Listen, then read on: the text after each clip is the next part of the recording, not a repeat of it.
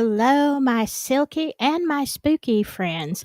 I believe I am streaming to both my channels tonight, and that is because this is such an interesting topic. It's not only current news, but it also kind of goes into the paranormal. And y'all, spooky people love that. We're going to talk about all kind of stuff. So I hope you've got a belt on your belt. Fasten your seatbelts, y'all. It's gonna be great. And my guest is backstage, so I don't want to, uh, say a whole lot because we talked on the phone about 2 hours today, and still, like, just scratched the surface. So, without further ado, welcome to all you lovely chat people and my mods. And I want to introduce to you, let me get the right one. I want to introduce Jay. Oh, are you muted? Yeah, I just unmuted. Hi, how you Okay. doing, everyone? Hey there. Um, I know people are going to have a ton of questions, and I'm going to try to keep up with that as well. But I wanted you, Jay, to kind of tell us about yourself, a little bit about your military career. Y'all, this guy has a Bronze Star. And it's very interesting because, I try to vet people, especially when I have somebody on who's going to be talking about a subject like we're talking tonight. So the first thing I did is I Googled him and I found him on LinkedIn and like all kind of places. So I knew for y'all that this guy is legit. So Jay, go ahead and tell us about yourself. Well, I first started getting into like the paranormal stuff when I was younger.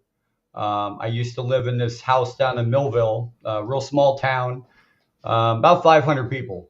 Everybody knew everybody else, and strange stuff started happening in my room. And when you're kids, you're told everything that is out there that you see is your imagination. But is it really your imagination? Mm-hmm. Or did you really see something? That's Right. the thing that you have to ask yourself. And that's what I asked myself when I grew up. And some of the things that I saw back then were I was 7 years old. I was in my bed. A mechanical looking arm came out from the bottom of my bed. It Wow. went like this, it opened up, it was an eyeball. And I screamed and it went back under my bed. And my dad said, "You were imagining things. It never happened." But it was just something that happened. It scared the bejesus out of me. I bet. And, I wouldn't even sleep in my room without my parents being there, sleeping next to me. Then we moved up to a place up on top of the hill. We had a lot of room back there, woods and different things like that. And I was 16 at the time. It was 2001, and me and my mother were outside, and I was smoking a cigarette. We weren't allowed to smoke in the house. I was outside smoking. It was 6:30 at night, and we had the cigarette in our hand. We're smoking the cigarette, and I looked to my left and I could see the mountain. There's a big field there. It's all mowed down. It's all farmland. Then you see a mountain. Well, in the mountain, I saw this little spotlight and it was above the hill, and I thought, oh, wow. I started joking with my mom. Oh, look, mom, it's a helicopter, it's a police helicopter. They're looking for somebody, and I started laughing. My mom and I pointed at it. And a few seconds later, it was before it came so fast from where it was, and it was directly above us, and it was within seconds. We had energy, like a feeling of like vibrating around us, like a vibrating feeling, but we're stuck. I couldn't move, I couldn't talk, I couldn't do anything. And we've still got this one cigarette in my hand. My mom had still smoke is still smoking hers. Then the abduction had happened. I was taken aboard a ship. At that time, Okay, did you say you were 16 when yeah, this happened? yeah, Okay, so, all right, you're just out smoking a cigarette right. outside, and all of a sudden, wow. Where Yes, were you in Pennsylvania at that time? yes. If you look up Millville, Pennsylvania, it's a real small town. There's one blinking stoplight in the middle, and that's all we have. Okay. I know a It's lot of real towns like rural. that. I know a lot in Alabama like that. Okay. Go ahead. We have the Amish, so they're Oh right yeah. next to us. Yeah. But yeah, so then the feeling I got years later was that now what happened was after this, we still had the cigarette in our hand, and I don't remember anything else at this point. Okay, the light stopped. We were able to move again. I looked at the ball or whatever was in the sky, the light coming from it, and it just zipped off and it was gone. And I just remember I went inside with my mother, and I remember this like it was yesterday. We walked inside, and we have a porch that you could see out of, all glass all the way around. We used to sit out there and watch the thunderstorms come in. And there's a clock in there, big clock. And we looked at it on the way out.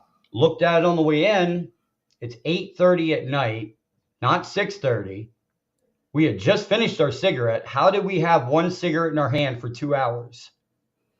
Okay, you said you went aboard the ship. Did you like see did somebody come out? Did some The being only come out?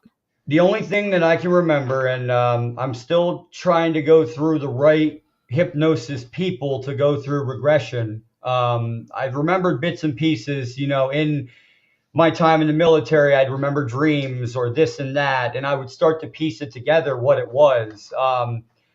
In the end, I figured out that me and my mother were taken aboard the ship. It wasn't a nefarious action. It wasn't probed or anything like that. They had made a mistake. That's what I got.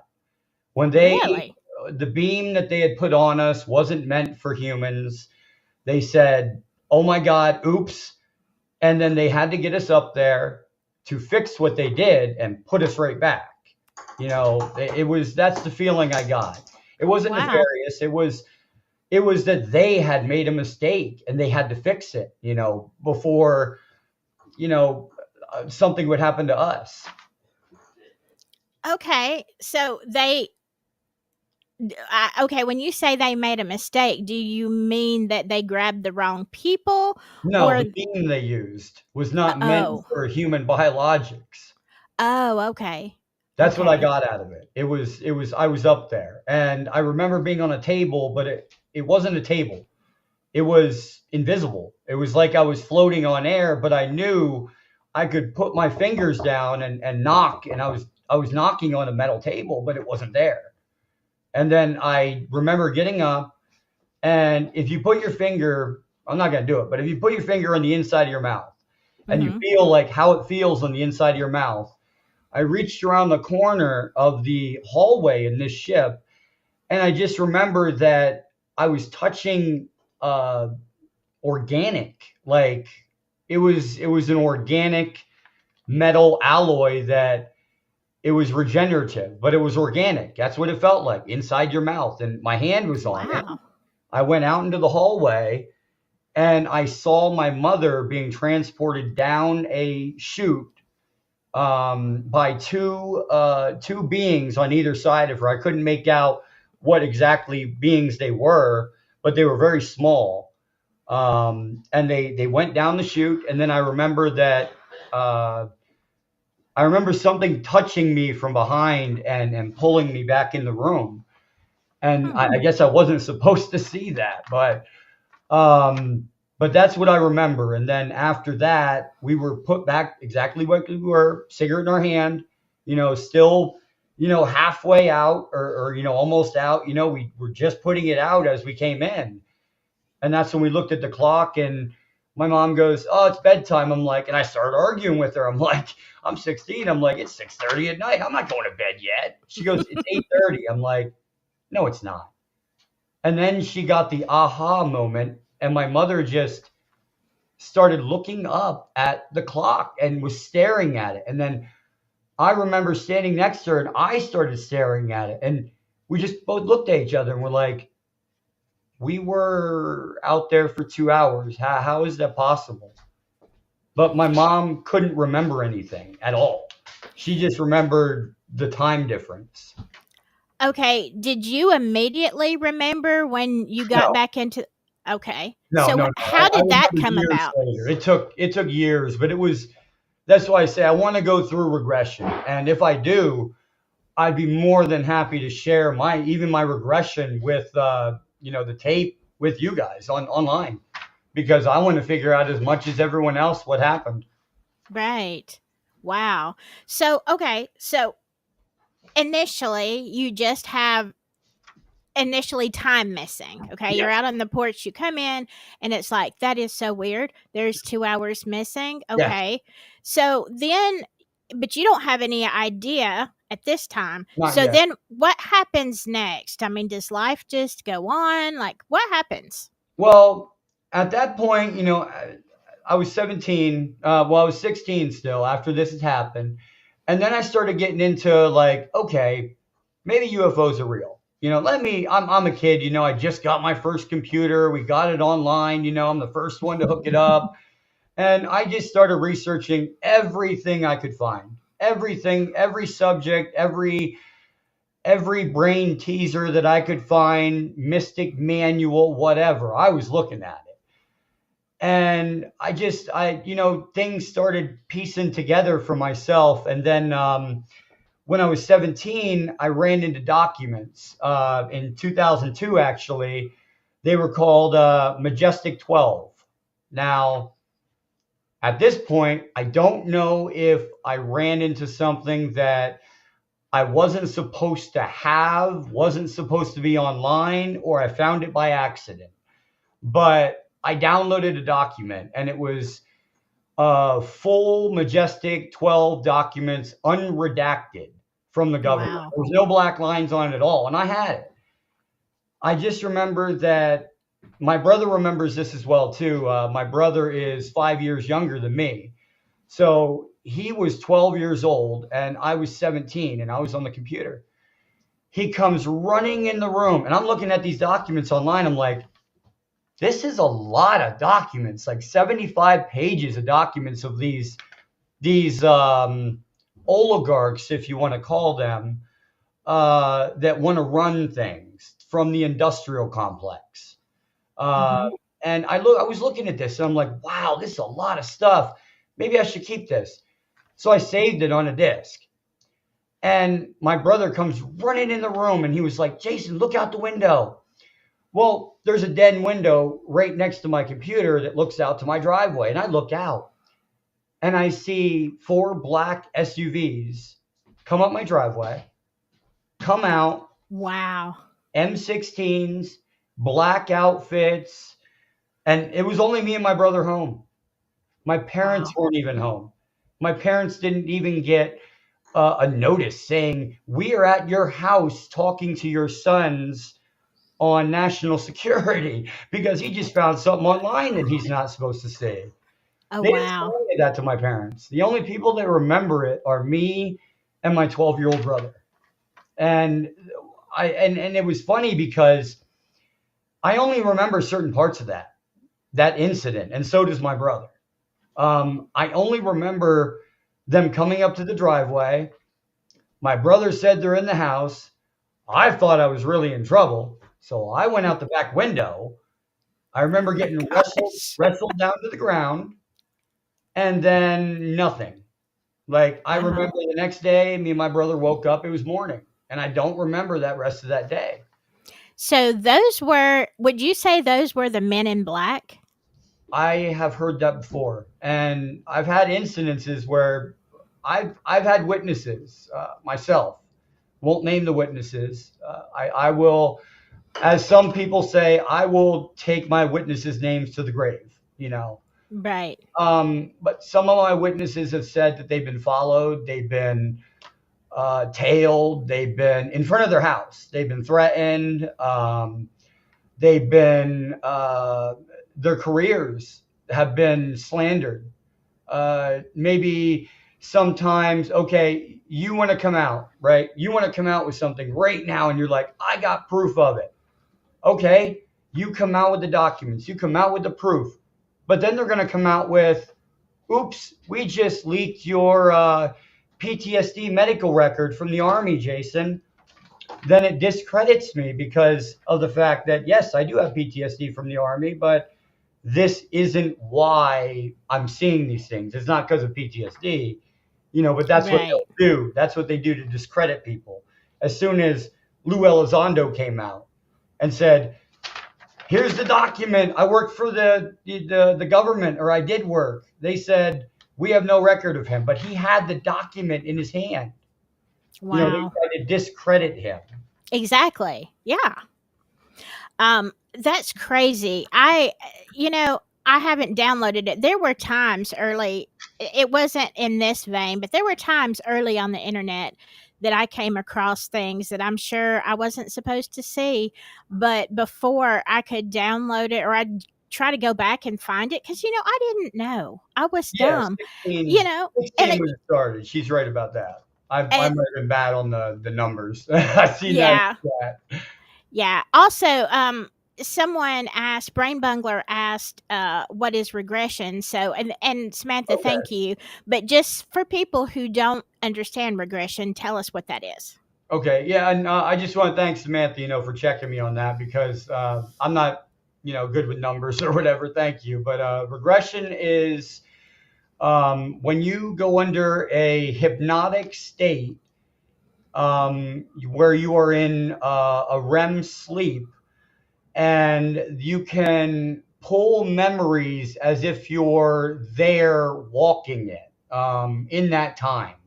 Now, sometimes the memories can be so severe that while you're under, you'll cry, you will have not fits, but like maybe clenching of the fists, or you will feel the emotions that you feel in that state that you were in at that time, and it will come out when you go through regression.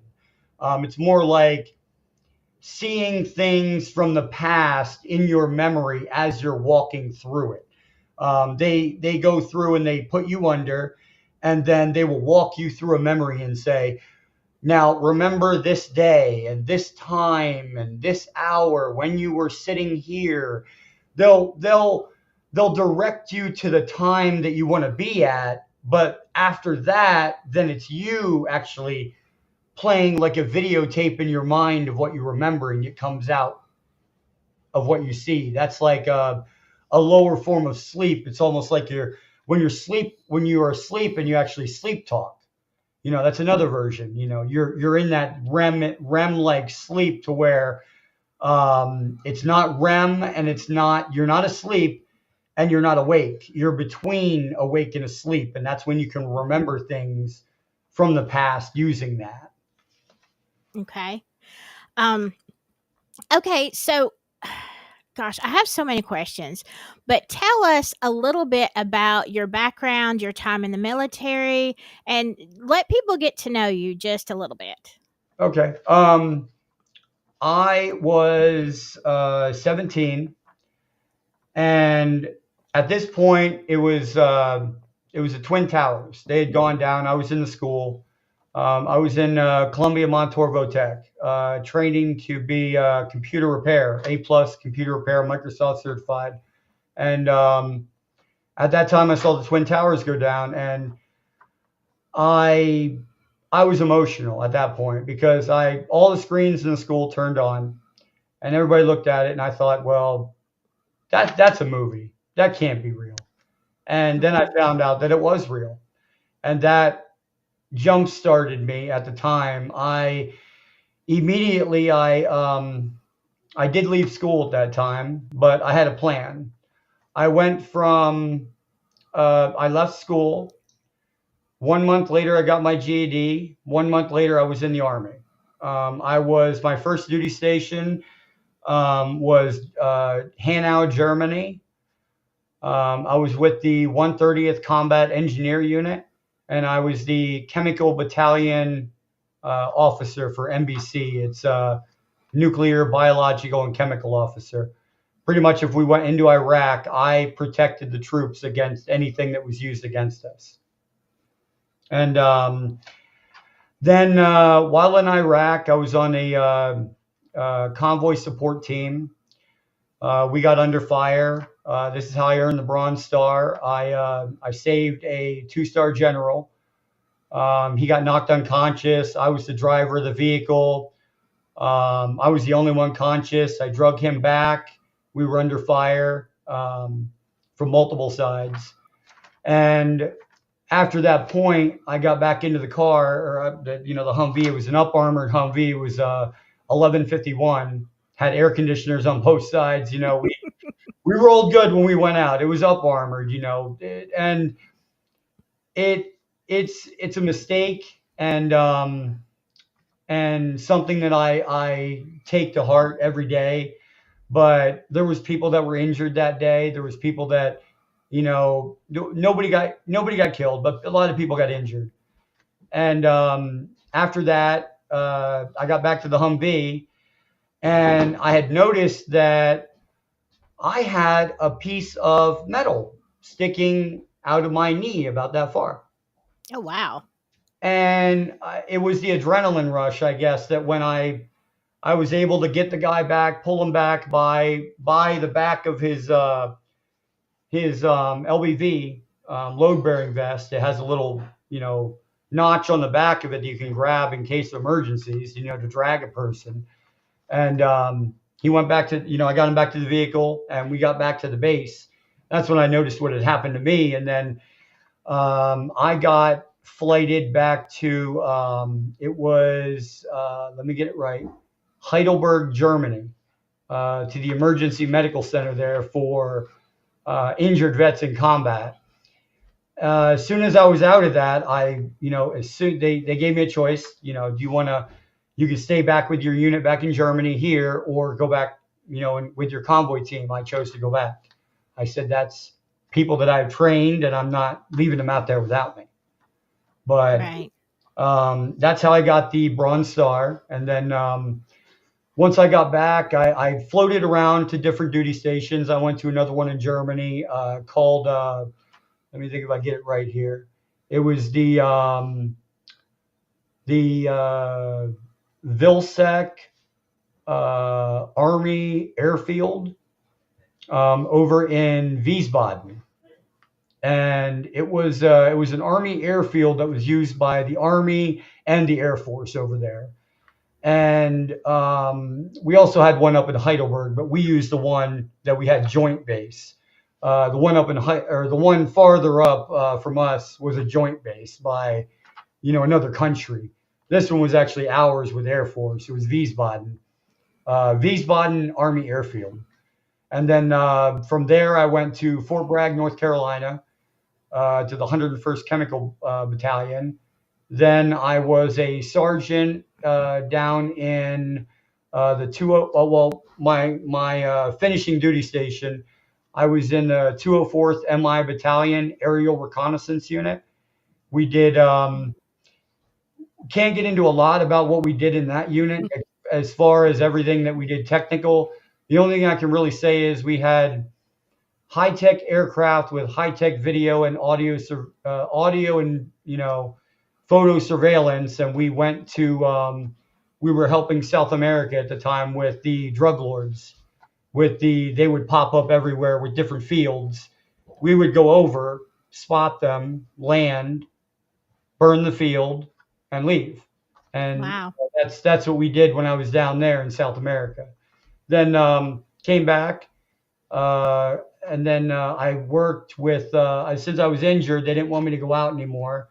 Couldn't run, and then at this point in my Army career, I decided, to try something different. So I made a program for the school children to give them more, information about the Army. Make them more interested in the Army, like a recruitment tool. And that's when I actually met President Obama. I got the Presidential Volunteer Service Medal from President Obama down in Fort Bliss, Texas. Wow. Yes. And after that, I retired from the Army back in, it was 2015. no, 2014 in February 2nd. Came up here, and I was always interested, like I said from the beginning, everything that happened to me. So then I joined MUFON. Uh, Okay, explain to us what MUFON is because I knew when I talked to you that I had heard the acronym, but I wasn't that familiar. So tell everybody what that is. MUFON is the Mutual UFO Network. And what we do is we take civilian cases, like say you have a case at your house and you say, Mhm. hey, I saw a UFO. Okay, if you report it to us, even if you have no evidence, even if you have no video, no photo, we will still contact you because your story is valid. Like your story means something to us. And we are an all volunteer organization. We don't get paid. I don't get paid anything for going out and investigating at your property. I don't get paid for, any of the technical equipment that I've had to buy myself to investigate cases. And we do this all on our own. We're all over the world. We have investigators everywhere, Australia, uh, England, everywhere you can think of. We have investigators, and Wow. you come in with a case. We will contact you within 3 days. We'll investigate the case from beginning to end. And some cases they're just they turn out to be incredible. Wow. So I bet you've seen a whole lot over the years then, and I'm sure a lot you can't talk about. When okay, so now that we've gotten to know you, let me go back to the Men in Black or the SUVs, whatever they were. I mean, it honestly sounds like the movie, where they flash the little thing and then you don't remember anything. And so Andrea had a question real quick. How many are in the MUFON organization? Real quick, Andrea. Yeah, we have over 5,000 people, and they're of all different backgrounds: scientists, lawyers, military, retired police officers. We even have some that are police officers and still acting as police officers that are MUFON representatives. We have university laboratory scientists that we send our samples to get scientifically analyzed. We even have our own lab that down in Missouri, we have the MUFON lab that we just put up that does all of our sampling now. wow. So that is a really big okay, Joey's asking how many times were you taken? That I can remember one time. Okay. When you say that you can remember, do you feel like there have been multiple times and you just have had your memory wiped? That's a good one because, like I said before, I remember certain parts of that Men in Black incident. And my brother and I, to this day, I asked him about that incident about a month ago. He remembers up until a certain point and then nothing. And the same with me. And I've even met not going to say his name, like I said, but I met a retired lieutenant colonel from a very high organization in the military and in the government that was in a deep underground military defense complex. That's what a dumb is. And he told me that he remembers a Men in Black incident at a facility that he was at. He remembers Wow. he remembers buzzing these people in, all in black. And I've talked to him about this because me and him have kind of the same thing happen. We have a blank spot. He remembers buzzing them into the facility because they had the credentials. He buzzed them in, they came in, but then after that, he doesn't, it's fuzzy. Like Mhm. he remembers he's at a computer screen, but he's looking at the time and it's kind of fuzzy. Like, oh, it's at 8, now it's 9, 10, 11. It's almost midnight now. Oh, wow, that time went by fast. That's kind of what it felt like. But he doesn't remember where those guys went, what they did, what they saw, and he's at the screen for the security to let them in. He don't remember anything. Wow. Wow. You Yeah. know, there are a lot of people who have had Men in Black encounters. And I mean, I know it's a funny movie, but look, it is, I think, isn't it? Don't you feel like it's just a parody to put people off the track? Well, I've got something to go with that too. Now that you remember when we talked about this on the phone. So the CIA, and it's public knowledge. You can look it up. It is called I believe it's called the church. It's the Church Congressional Conference for the church, the church documents. Okay, something like that. And these these documents, like they acknowledge that the government has like these different groups that are out there in these facilities working on these projects that even the president isn't even briefed on these. Right. And let me stop you there because you said something that was very interesting when we were talking earlier. Because we kind of think when the new president comes in that he gets all the secrets. That's what No, kind of we're told. And but tell us the reason that the sitting president does not get this information. there was now.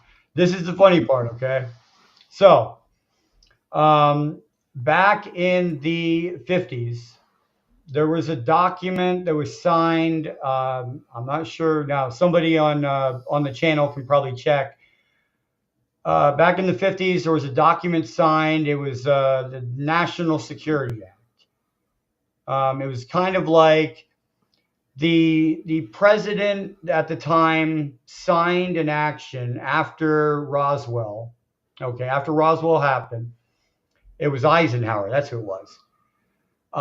Signed a document that prohibits. Now, this is a presidential signing of a document, no executive order, saying you will not brief the president after me ever on any of these programs.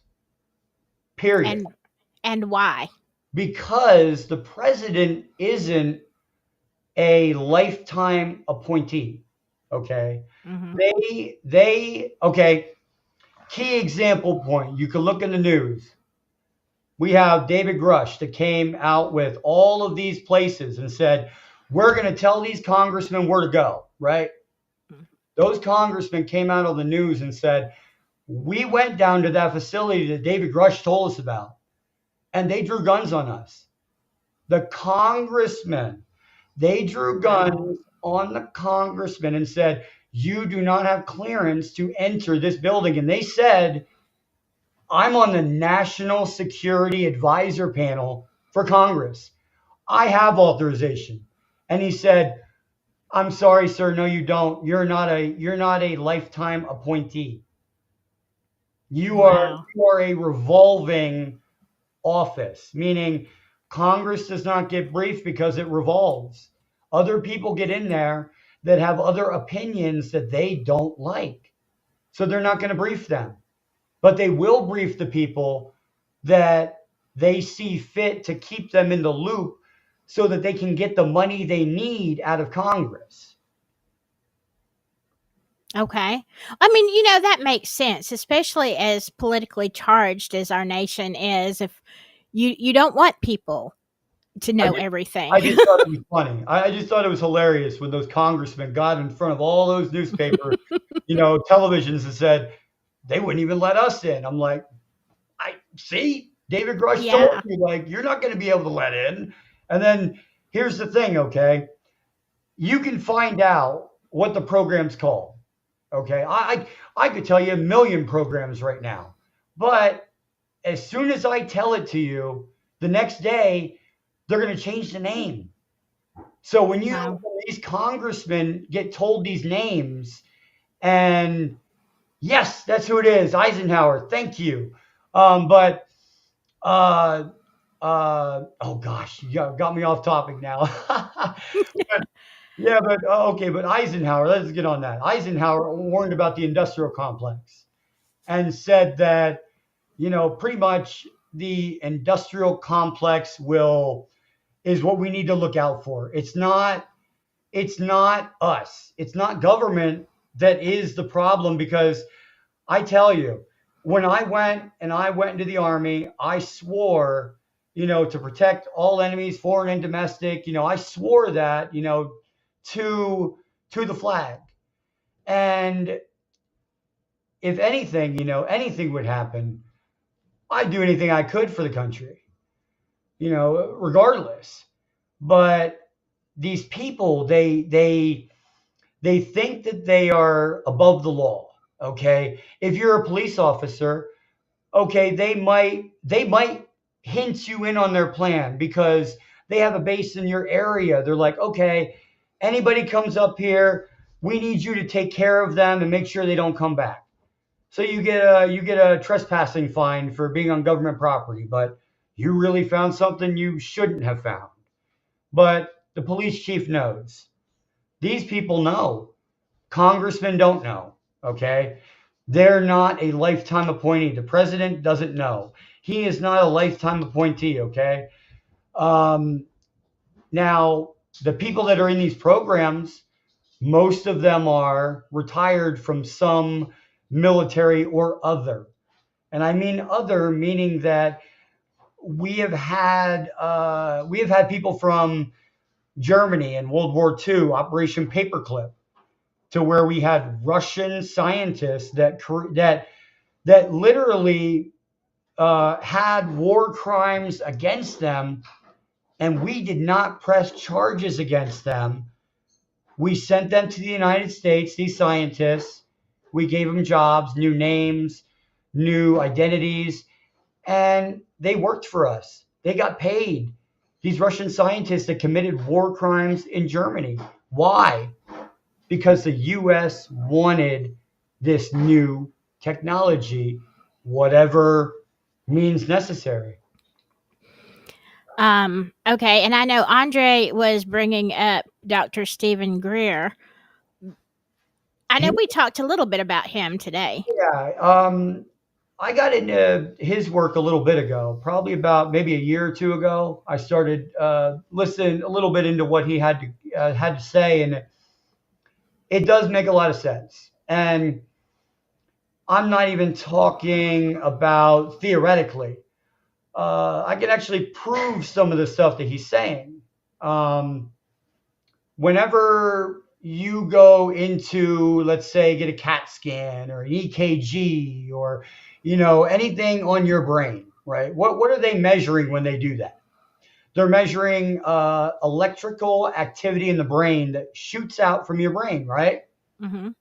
Well, it doesn't just stop at your head. So where does it go? These electrical impulses have been studied. They're on every time you get an EKG, brain scan, something. They are measuring those electrical impulses in the brain. Hmm. But some of those electrical impulses don't stop at the brain. They shoot out. They come Hmm. out. That's what they measure when they have that cap on your head, those little sticky things, right? Right, right. They're measuring that activity shooting out. So where is it going? I started getting into Stephen Greer, and it could be the fact that there is this vault, that we're all connected to this vault, and we are actually helping with information live to stream to this huge information of knowledge. Wow. Does that kind of mean that we're in a matrix? Mm, I wouldn't rattle with that so much, but I'm just like, I've seen the movies and everything, and I'm like, if there's possibilities for everything. Hmm. For sure. The possibility that we're in a matrix is probably one in a billion, but it's not negative. It's not zero. Right. Um, if you were a more advanced civilization and you weren't planetary size, you weren't secondary level, you were a third level cosmic civilization that can do anything they pretty much want. They go from here to there. It could be possible to get the energy required to make like a giant artificial intelligence hologram of the universe. Like the stars we're seeing is what is out there in the sky, but do we know those stars are actually there? No, we haven't touched them with our own eyes. We've seen them with a telescope. Right. That's where the Right. matrix theory comes in because you're looking through a kaleidoscope, Yeah. looking through something and seeing something else that we could be in a bubble.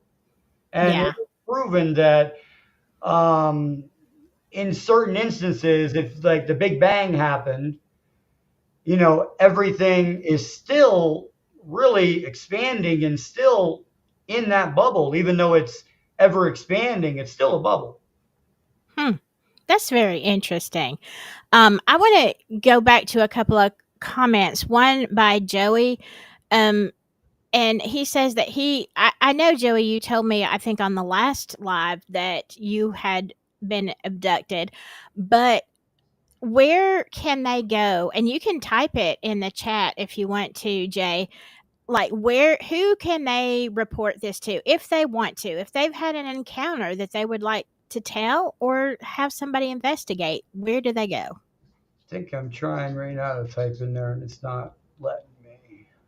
But okay, wait, maybe this will, nope, private message. Yeah, it's not letting me type in the chat. But if Really? you, yeah, but it says search comments, private chat, and then it just has everybody's like what they're saying down there. But there's not a place for you to type? No, just a search bar to type search. That's it. Oh, okay. Down at the very bottom? At the No, bottom of the chat? Huh. no, I don't see That's it. weird. It just says like all the people. I can go up and I can go down, but there's nothing there at the bottom. Let me see. Well, where it says, just above where it says private chat, there should be a tiny little bar that says all. Let's see. Nope, I don't have it Nope. on my screen. It's probably just on your screen. Oh, that's weird. My other guests have been able to type, so I don't know what's going on. But Um, anyway, yeah, you can go on. Let me get it pulled up on mine here. I'm going to let you, I'm going to switch the screen too, because I wanted to let you show some of your pictures that you have shared with me, as far as, well, maybe some of the ones of who you were in the beginning, and then, in the military, and then also the x rays that I really want y'all to see this. This is Well, crazy. okay. I'm gonna do a little aha moment here. Okay, ready? Ready for the aha moment? All right. Before we start the story, I will show you exactly what I'm talking about, and in these photos. Can y'all see that?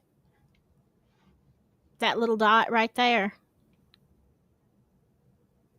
Um, Is that because the pictures I have, it's like gold. What is, okay? What is that? That's under my skin. It's a bump. It's a circle, and when I grab it, here, let me get into my.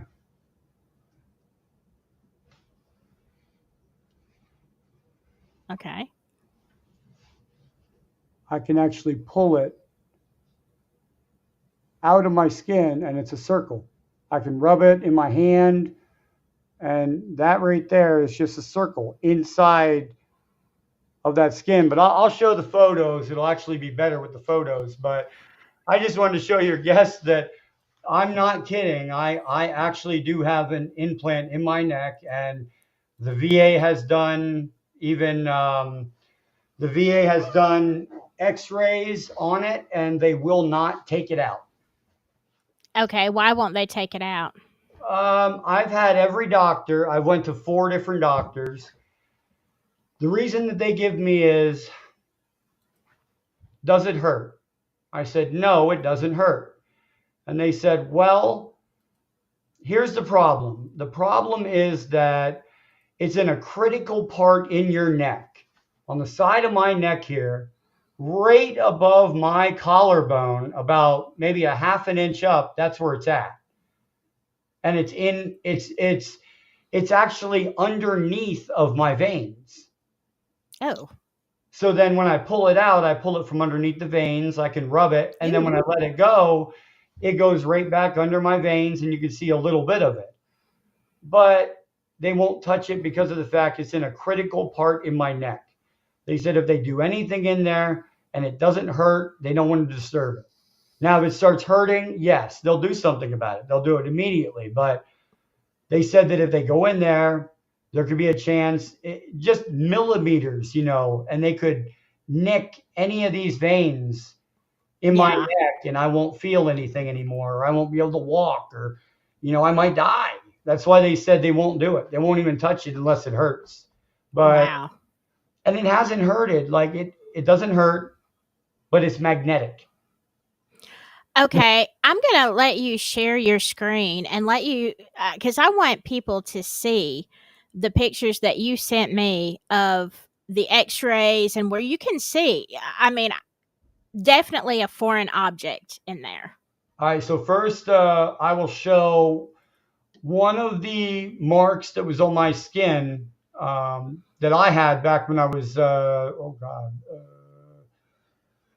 17, 16? Was she 16? Yep. That is so. When you came back from the porch, okay, Yeah. how long did it take for you to realize there was strange marks on you? Oh, I was not sharing the Can screen. Sharing can that. you not see it? Okay. Oh wait. No, No, it's it's sharing the showing on my wrong side. screen. Is it sharing this one? It's sharing. Yeah, I see your whole screen. Oh, okay. All right. Well, anyway, yeah, these are the three marks that showed up there on my skin, and it's in a V pattern. And I couldn't understand what is it, but yes, it is magnetic. The ball is magnetic. I have some of the pictures here of it. Here is here's me in my military outfit there. Here, maybe I can do this actually. I mean, when we did this earlier, you were able to make a yeah, you were able to make them really big. I don't know. Let me Is that better? Yeah, let me see if I can crop it. I'm gonna crop your screen for a little bit, and so I can make it bigger on my end. Yeah, it's really weird. It's Yeah, that probably is just strange. it's always machines. Yeah, for But sure. yeah, that's me in my military outfit when I retired, and then me with Travis Taylor and Nick Pope. I was actually on Ancient Aliens season 19, episode 5, the MUFON files. I was injured while investigating a UAP landing site. This is my Bronze Star here. And y'all, if you Google him, you will show it'll come right up on the internet. This article in the newspaper. Commander's recommendation when I left.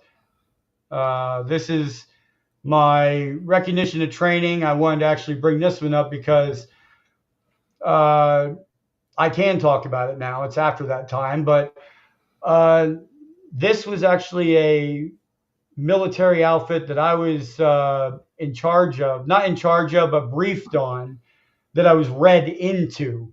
People will get that, okay? I have a top secret clearance. Right there it is on your screen. Wow. Um, and as soon as I was in Iraq, they wanted me to be read into a program for a new kind of equipment to defeat IEDs. If you had a cell phone and you tried to like click the button and you were like 2 miles away and there's a bomb over here, it wouldn't go off. This Wow. this vehicle would create a bubble around our convoy, and without getting into specifics, it monitored every frequency that came in and out of the area. Okay. And it literally was a giant antenna, two giant antennas. Okay, one on one side, one on the other. And one antenna would have the signals coming in, and the other antenna, however, would be putting the exact same signal and frequency back, meaning it's blocking all the signals from coming into that bubble. That means Hmm. they can't detonate an IED from Wow. 3 or 4 miles away. It would have to be, wired, and they'd have to be closer. They couldn't do it. They would sit there all day. And then after our convoy would pass, that's when we would hear the explosions behind us because they'd never be able to get us unless they were way closer. And Wow. that's one of the programs I got read into in one of the what are they called? Not black site, because this wasn't a program that was on, wasn't read into or wasn't, presidential or whatever. President knew about this. He wanted this out there to help the troops, to help us not get hurt out there. Yeah. He spent, I think one vehicle that we had out there with this equipment was like $8 million, Jeez. and that was just the equipment. That's not the vehicle at all. That's just the equipment. Wow. Um, okay, Melanie says, I was at Camp Warhorse and Camp Normandy in Iraq. Where were you? I was actually everywhere, but where I started out was LSA Anaconda. If you look that up, Melanie, I was in LSA Anaconda. It's down the road from Spiker, from Camp Spiker. Um, and in LSA Anaconda, like I said, I was with the 130th Combat Engineer Battalion, and we were in charge of pretty much at the end of my deployment. My convoy team was the tip of the spear. We were the ones to transport everyone from the palaces that were in Baghdad, right on base there. There's many bases down there, different sections of bases you can transfer to with a bus, but the main base down there in Baghdad, where the palace was, we would take like 1, 2 star, three star generals out into the environment to see what our combat engineers were doing. We were pothole repair missions. I hated them. We went like we went. Picture yourself going down a highway, right? And you have 150 miles to go, but you're only allowed to go 2 miles an hour the whole time. Wow. And there was people in front of us that would fix the potholes, and then we would have our convoy team would be in front of them and behind them, and then we would just roll down the road and fix all the holes. We did that. We Oh, did route clearance. We did pothole repair. We even did missions to where it was. We did. Let me think. Like convoy missions to find out what was down the road. This is the first time anybody's going to use this road. It's a back road, but we have to clear it and make sure that we can run down this road without any problems. So they would send us out first before we would go pick up the generals. We'd clear that whole road. Then we would go back in a different time, pick him up, and take him down that road. okay. Wow. There is a lot to that. Joey is asking, did you have any health issues when you came back from being taken? Um, I only remember at that point it was like maybe like redness, like maybe like not as far as like you're out in the sun too much, but like a reddening of the skin. I had blotches for a while. I remember like maybe it didn't hurt when you touched them. It was more like just like a skin rash almost, but it wasn't hurting. That's just what it looked like. But then, later on in life, it went away. I didn't have that problem when I joined the army. Yeah. Okay, so can you pull up the pictures of your X-rays? Yes. Hmm. I mean, this is fascinating. The whole military thing, and I know. All Okay, right. so explain. So Tell us what we're looking at. this is a picture right here. It is of a magnet that is attached. Hold on. See, that's what's not doing it. Okay. That is attached to that actual thing that's in my neck. There we go. Made it bigger. That right there is a small magnet that I decided that I was gonna see if it was magnetic. And I was like, this thing has got to be magnetic if it is what I think it is, because the X-rays came out and they showed a little ball and a organic compound that was around it, and I was like, that is really neat. So I had stuck a magnet on my neck, and there it is on the neck. That's actually over it at Wow. the time. This is under it, and this is on top of it. Wow. You know, there it is without the magnet. Did you notice that straight away after your abduction, or? No, at the time I did not. It took me. I didn't really notice it until I was in the military. I was already in Iraq, and I was like, "Oh wow, that's something."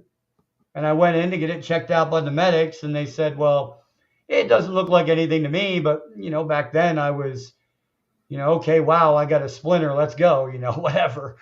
Let's go on the combat. Yeah. I sprained my ankle. It doesn't matter. I'm still going." Yeah. Yeah. I get Uh, it. yeah, here is some of the X-rays. I apologize, I can't make it bigger, but uh, Let me see. I can stretch this screen over us. Let's see. Momentarily. right. Okay, and I'm is looking this your at it. neck? Yes, and if I'm looking at it right here, that object is right there. You see that little circle there, Make it bigger. and it has Okay. Oh yeah. Well, and it has a little wire right there, and a little wire right there. okay. Little I know wire. it's hard for me. I might, y'all, I think he sent me these pictures. I may just post them so you can see them closer for yourself. Now, this Yeah, one, probably just. I mean, even if we can, like, I wouldn't even mind sharing these pictures because they don't share any of my information. So you can even put them in a drive and say, "Everybody, look at these." okay. Okay. Because I don't mind that at all. But in the picture, it'd be right, right in here. That white line right there. Okay, there's a little white line right there. That's not that is an X-ray of my neck. There should not be. Look on the other side. There should not be this little white line right here coming off of this little ball right here. Mhm. It's like connected to it.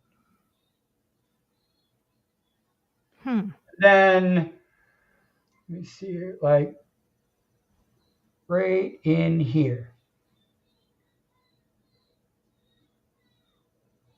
That's the Okay. circle right there, and it has something inside of the circle. It's a what they said it was a metallic like object with a organic type compound around it. And that's what this little space is in between here. Hmm. It's an organic compound around this. Whatever this Okay. is. Uh, Huh. You had shown me another one. Let me see. It was a side view also. I don't know if we can see it better on here. Let me pull this down.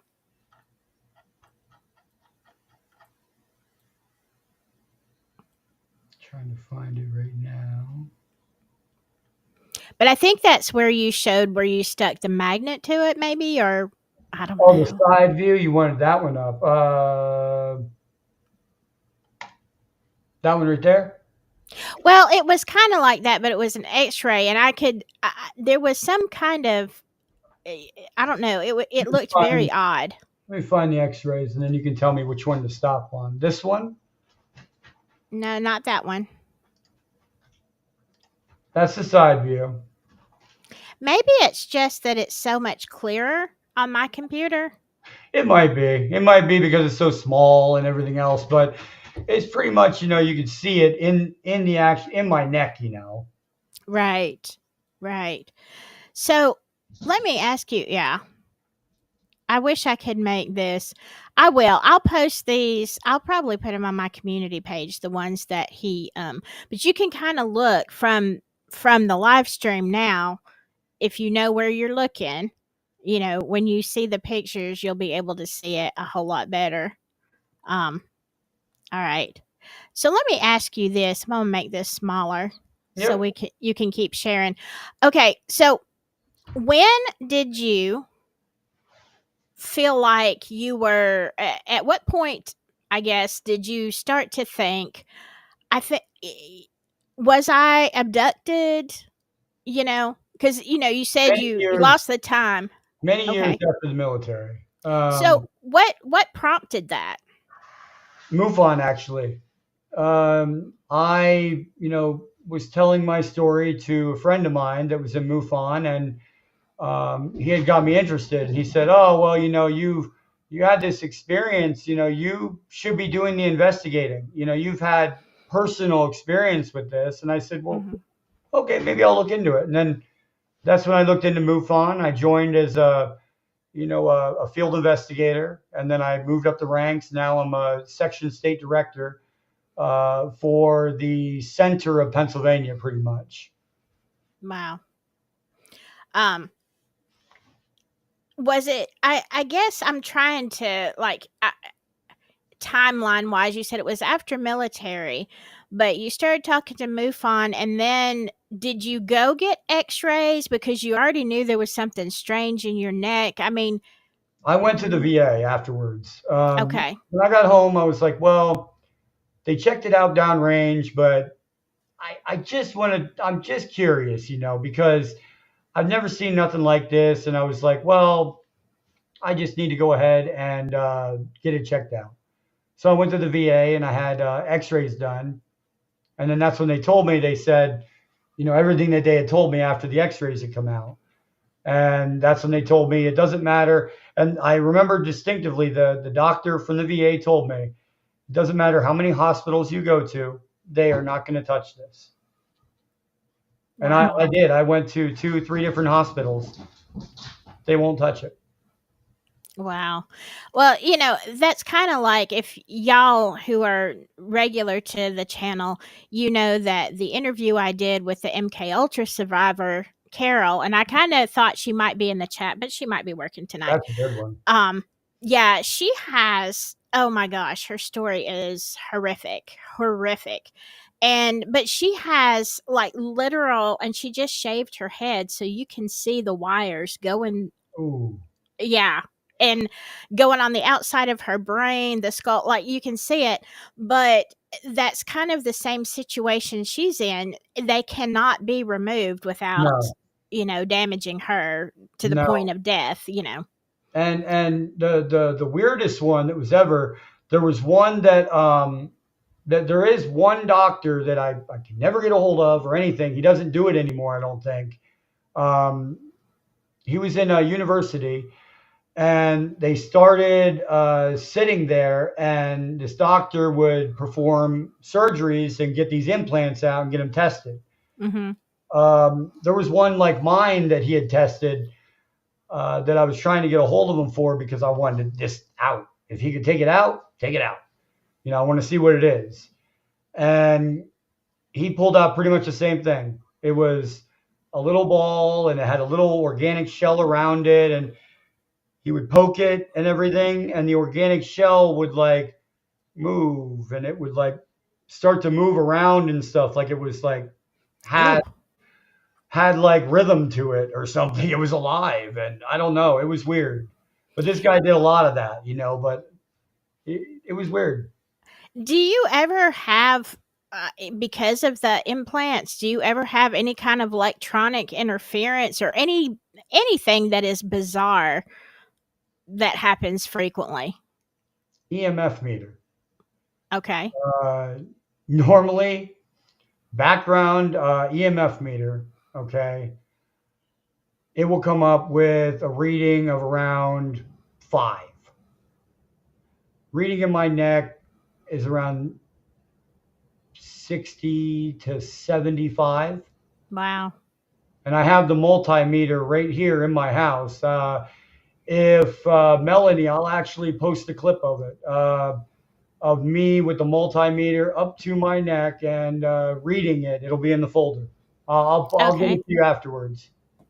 Um, I was going to say, let me go back to that because, and I know the, I wanted people to hear your story, get to know Yeah. you, and then, you have got so many pictures. And the thing that everybody is asking about now are the drones. What are they? And you've got a ton of pictures, you've got a ton of explanations, and that's why we were on the phone so long today. It's Oh, like no. there's just so much information. I don't know that we can even do it in one sitting, but I'm going to let you share your screen again. All And right. so give us your take on what is going on with these drones. All right. Now, this is, I'm trying to find the original photo right now of it because that photo, here it is. All right. So, ladies driving down the street in Berwick, Pennsylvania. Okay, I'm going to make this bigger here. Ladies driving down the street in Berwick, Pennsylvania, right? This is my town. And we have the double nuclear power plant. Susquehanna double nuclear power plant. If you want to look it up, it's on. It's by Shikshinny. It's called. Real funky name, but it's the Susquehanna double nuclear power plant by Berwick, Pennsylvania. This girl took a photo of a hovering, what she called was a Heller's gas tank in the sky. And she immediately sent it to me. I was on this app called Nextdoor. So in Berwick, I'm posting pictures for MUFON saying, if you see something like this, get a hold of us and we'll help you figure it out. So she sent me these pictures, and we ran them through we have an artificial intelligence photo analyst and video analysis program. And we ran it through, and this is what it came out with. It's a tic tac. Yeah, that's how flying, you refer to these, as Tic Tacs. flying through Berwick at hypersonic speeds, and this girl got a picture of it 2 days ago. Wow. You It know, does there's kind of look like a flying Tic Tac, honestly. there's one that there's an HD copy of it that you can zoom in. Let's see. Let me make this. Yep, there you go. Yeah, see, Okay. it's a Heller's gas tank in the sky. Wow. When we put it through the program, here's actually the AI part of the AI program we use. We're not going to show you it all, but this is an AI model that we did, and this is what it came out with. It's scientific proof. We don't deal in imaginary. We don't deal in fictional. We don't deal in uh, we deal in scientific evidence that I can put to the papers, that I could say, look right there. That's a tic tac. And you'll say, where's your proof? And I'll say, I have an artificial intelligence photo analysis program for videos, and it actually picks out fakes pretty good. We've had plenty of fakes. MUFON doesn't consider everything a UFO. We go out, we investigate in the field. If anybody on here wants to take a look at, like I said, it was Ancient Aliens, season 19, episode 5, called the MUFON Files. It goes over everything we do in MUFON, down to we go in the field at first to get taught how to investigate. Now, I didn't go in the field because of the fact of my military background. As soon as I got into MUFON, I jumped up the ladder pretty quick because of my background, my clearances, my knowledge that I had already, and my contacts in the military that I could use in my MUFON job. Mm-hmm. Okay. So, what do you think? I mean, I know you have tons of drone pictures. Now, what are we looking at? This is a black Chinook helicopter that was over the site of the UAP incident that wasn't shown on Ancient Aliens. Oh, okay. When we were taping, after we were done taping, the next day, less than 24 hours later, there was black Chinook helicopters over the area. And I'll put these actually on there as well, because if you zoom in on a couple of these, the back ramp of the Chinook helicopter is actually open. And you don't travel in a Chinook helicopter with the back opened unless you're looking out the back at something. So, what do you think they were looking for? They were scanning the area at the UAP site that MUFON had investigated, and we caught them by surprise. Ah. The show went live without anyone knowing anything. It didn't go on any shows beforehand. It didn't go on any, no pictures were shared, no evidence shared until it was Ancient Aliens and on the air. We didn't want anybody telling us that we couldn't share this because the government doesn't want you to share this. Well, they can't say that. It's live. Right. So Too late. We caught them by surprise, but this is one of the orbs that I captured above my house. And I'll go through these photos and I'll stop at a good one, like that one right there. Okay. It is the same orb as this one. Okay, same orb, but it changes colors, changes shape, like changes it's complex. Like, it's not a circle, it has a little bump on the top of it, and then it changes to this. But what I did was I took a high-speed multi-spectral camera, okay? And what they're used for is we can only perceive a certain amount of light out of our eyes.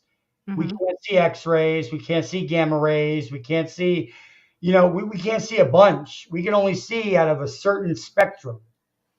So what I did was I took a high-speed multi-spectral camera that takes high-speed pictures of an object within milliseconds. So this object within these photos were changing its shape, its color every millisecond. These pictures were taken milliseconds apart from each other. Wow. Wow. That almost looks like a cell. You know what I'm saying? It almost looks like a human cell with the outer ring around it. There's a backed up photo of it. That's the one that's zoomed in right here. That's the backed up photo. Wow. Now, I'm going to bring up something here. Can you zoom in just a little bit on that, please? I will try. Okay. Because I want to bring up something that the Bible had said in Ezekiel. Hmm. Okay. What does the Bible say in Ezekiel? Ezekiel saw, when he looked up at the sky, a ring within a ring. Yes. That's what it A described, right? right, or a wheel within a wheel. Or I'm sorry, yes, a wheel within a wheel. Yes, Yes. a wheel within a wheel. Does that not look like the center of a wheel on the outside, the white, and then a little wheel on the inside? Yeah, it does. That's why I said it kind of looks like a human cell as well. And I have seen videos of drones that literally look like a wheel within a wheel. Like right But here, just yeah. zoom it in. Here we go. Uh-huh. See the outside of it, and then you see the inside of it. And you're like, Right. did Ezekiel see in the Bible a wheel within a wheel? Just like we're seeing. But Yeah. we're not catching it because it's an orb of light. You can't see all those different spectrums that it's actually going into unless you have the right camera. Well, what is your thought on this? Do you think that these orbs are vehicles or are they entities? They could be both. Now, picture it this way: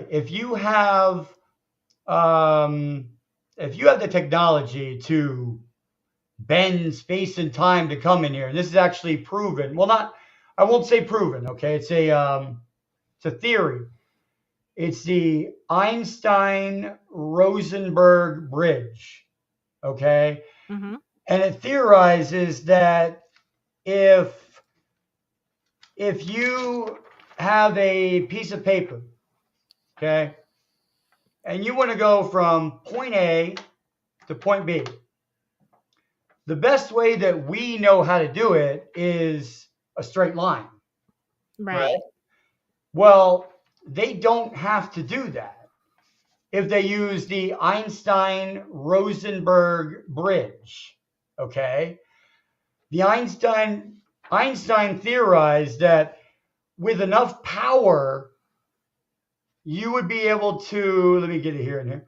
You would be able to fold gravity itself on top of each other. Yeah. So instead of this point being all the way over here, and this point over here, and this point over here, you're folding it. So actually, you're coming into that space instantly. And all you need Okay. to know is the right way to tune into the planet. And Mhm. that's actually theorized as well. The planet actually has its own rhythmic hum because of its spinning. Mhm. It has its own rhythm to the planet. So if you tune in to the right frequency, to the right dial, if they can make enough power in their universe, they could just fold it and be here like that. That's why we see them 1 minute and then your videotape, and then all of a sudden it looks like they blink out. But did they really blink out, or did they just go back to where they came from? Hmm. Interesting. I remember, and this was I don't know, I was very young, but I remember watching the movie Peggy Sue Got Married, and I don't remember much about the movie, but in there is this, what they called the nerd boy, and Mhm. he gives an explanation of time travel, and he says it's like you take a burrito and roll it up tight, and then you stick toothpick through it. Okay, you're going to touch so many different timelines if the burrito is time. And then if you were to unfold it and just look at you'd have pinholes in all these places. And that made so much sense to me. I was like, yeah, I can see that happening. Now, what I have on the screen now, what I just seen one of your guests, Melanie, say, manipulate gravity, right? Well, Yes. I'm going to bring something up. Here is a patent from the U.S. Patent Office, and it says high frequency generational wave or gravitational wave generator. They Mm. already have the patent in June 18th, 2019 to manipulate gravity. Right there it is. Wow. Anybody can look this up. It's a US patent that was leaked to the public. Now it's out there. Wow. It's out there. It's real. What do you think they're Manipulate. going to do with it? Well, just think of it. If you can manipulate gravity, it's very easy to make spaceships of your own and create a false flag event, Mm. meaning like what we talked about in the beginning, the industrial complex. Mhm. The industrial complex is Boeing. It is Raytheon. It is, all these major corporations, gas companies, oil companies. Every time an inventor comes out with something, and you can look all these inventions up, an inventor comes out with an engine that runs on tap water. He came out with that. It was a YouTube video. You could look it up. Mhm. He came out with his own engine that can run off of water. They never took it down, but they never put up the plans on how to do it. This guy wanted to compartmentalize it. He wanted to make so much money off of it. But what he really had was something that the government couldn't let get out.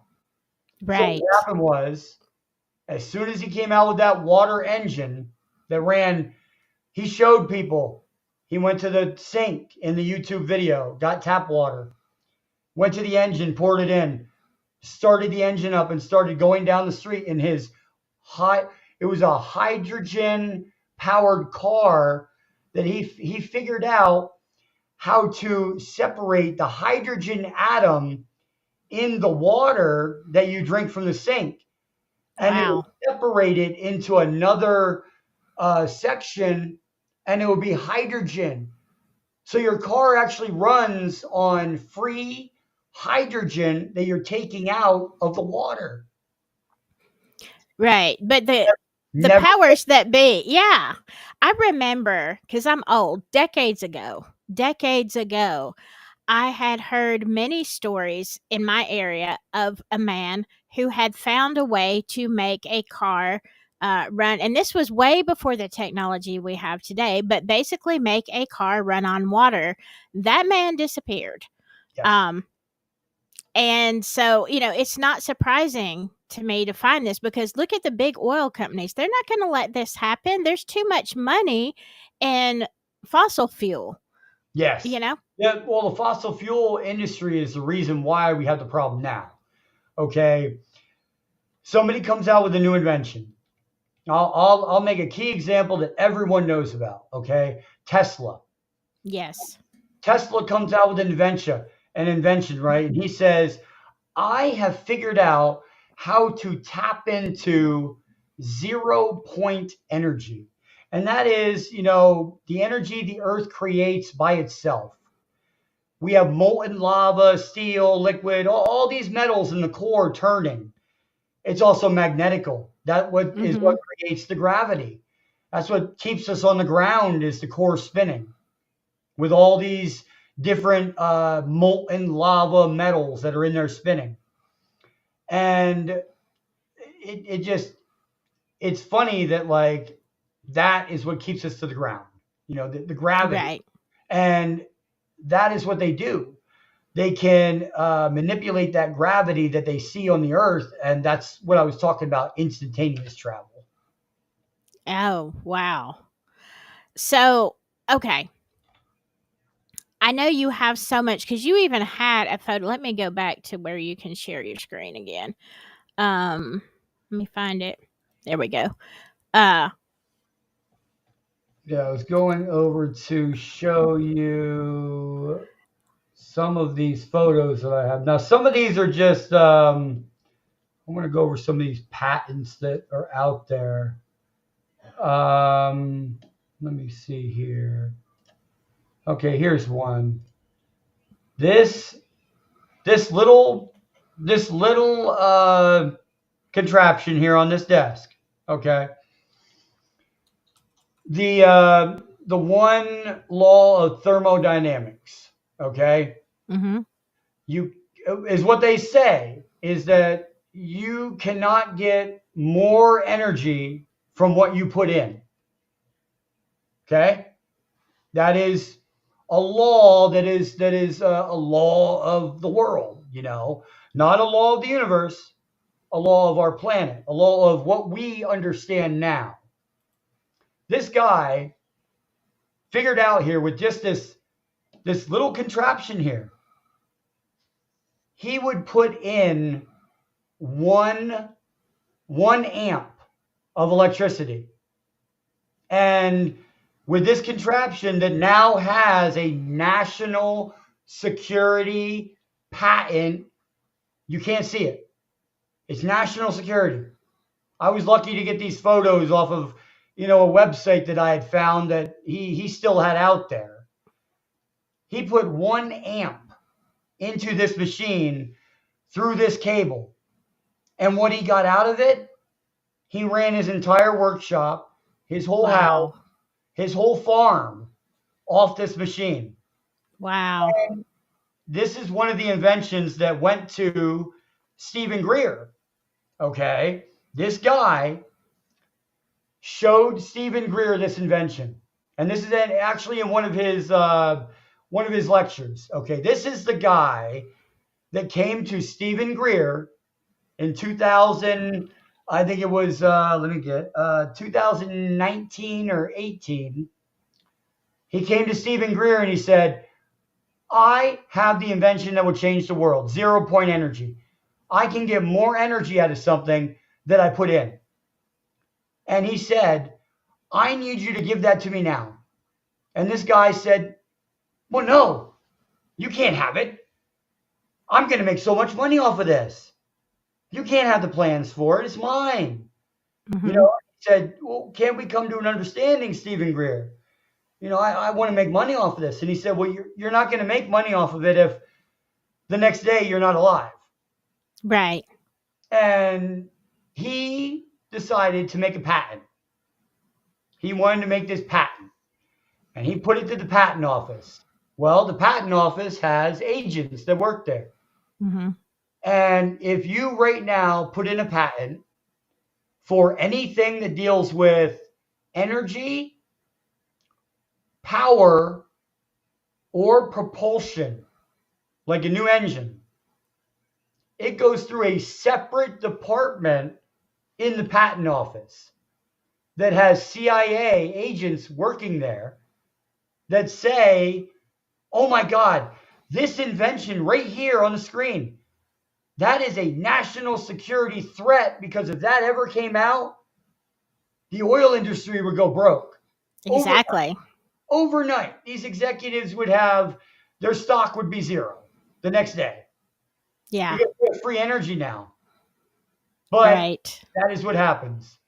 A patent Yeah. goes in the office, they see it, it gets stopped. It's even on the news that in different newsreels that people that have been in the patent office have seen this for their own eyes, that different section in that patent office is there with those people. Not surprising, because absolutely our economy would literally crash if the big oil companies, it makes me sick, really, Jay, when I think about it. Another Um, invention right here. This, besides the one that I showed you, this is another one. This guy came up with. Now, all this in the front means nothing. He was a paranoid inventor. So this box in here is showing you all these is nothing. It's pretty much what he put together just to show people, oh yeah, that's what it looks like, it's when it's all put together, but that's not the real what he put together. These are what he put together. And these are a type of glass that vibrates on a certain frequency to the earth. He found out some way to coat glass with some kind of material. And after that, if he would be able to synchronize it anywhere on the earth, and he showed Stephen Greer, he went to his house. He said, "Give me 15 minutes." He went to this box that wasn't connected to anything. He fooled around with all these electronical instruments and made it so that he tapped into Edison to not Edison, but Tesla. He tapped into that 0 point energy with different vibrations from these machines here. These Wow. vibrate all differently. And he would be able to tune it into that place of the planet and pull energy from that. But instead, they would rather drill and ruin our planet Well, right for there is the patent application, national secrecy order, right there. From the wow. U.S. Patent Office. It's right there. Wow. Patent application for electromagnetic radiation panel secrecy. It doesn't surprise me at all. I know it might a lot of people, but I have heard and read for so many years about how we could have free energy. Our cars, we don't need gasoline. But yeah. Here is a magazine article, and nobody is ever going to guess the date of this because this guy back then said that he had found a way to manipulate gravity and that the G engines were coming, the gravity engines. This was back in 1964. This is a magazine article that this scientist came out with. It was called the G engine. He found a way to manipulate gravity, and this is actually what Nikola Tesla based some of his mathematical equations off of. This is out of a magazine article right here. The G engines are coming. You can look them up. It's, the G engine. And on the internet, it'll show you that this guy came out with a way to manipulate gravity. But guess what? The next year, nobody talked about it because in every news agency, there is a person in there from the CIA that determines what news stories get published, what goes on the news. Mhm. Now, ever since the 1950s and 60s, we've had a breakaway of news stations. Now we have the internet. We have live streams. We have this, we have that. They can't stop everything, but they can stop the major corporations, and then you have Newsmax. You have other ones that are offshoot that are trying to get the information out that the government's slamming and saying, oh, they're lying. They don't have the information, but they don't realize that it's already out there. People can look it up. People, came up with these ideas and it never came out because they would be broke. They'd be broke Mhm. overnight. They wouldn't have any power at all in the world. You would run your entire house off of one little generator in the corner and you wouldn't need anything. Right.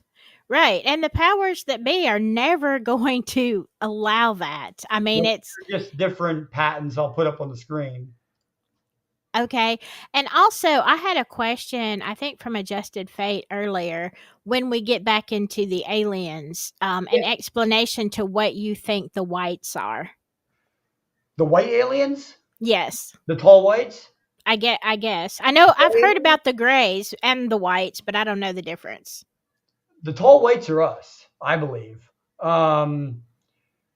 If you take evolutionary chain and you go and you take from now we've done this actually in AI form, but not in real life. You can't see it in Mhm. real life actually, unless you're talking about an alien coming up right into your face. But if this program that we had, it determined, okay, you go from monkeys and you go to humans. But where do you evolve after humans? Where do we evolve as a species after humans? Let's say take us as a picture and go a million years in the future. Mhm. What don't we need as a species to survive? And then you start thinking about the grays, and you're like, well, we need better eyesight. They have huge eyes that can probably see in every spectrum of light. Then you have the grays don't have any hearing. Well, they don't need hearing because they're psychic. Their brains are so huge, they've tapped into something that we could only fathom, what they did. Then you look at more of them. Do they really need to speak and eat if they could just pull nutrients out of the air? They don't need to eat with their mouth anymore, so their mouth becomes smaller. And it's a little slit then.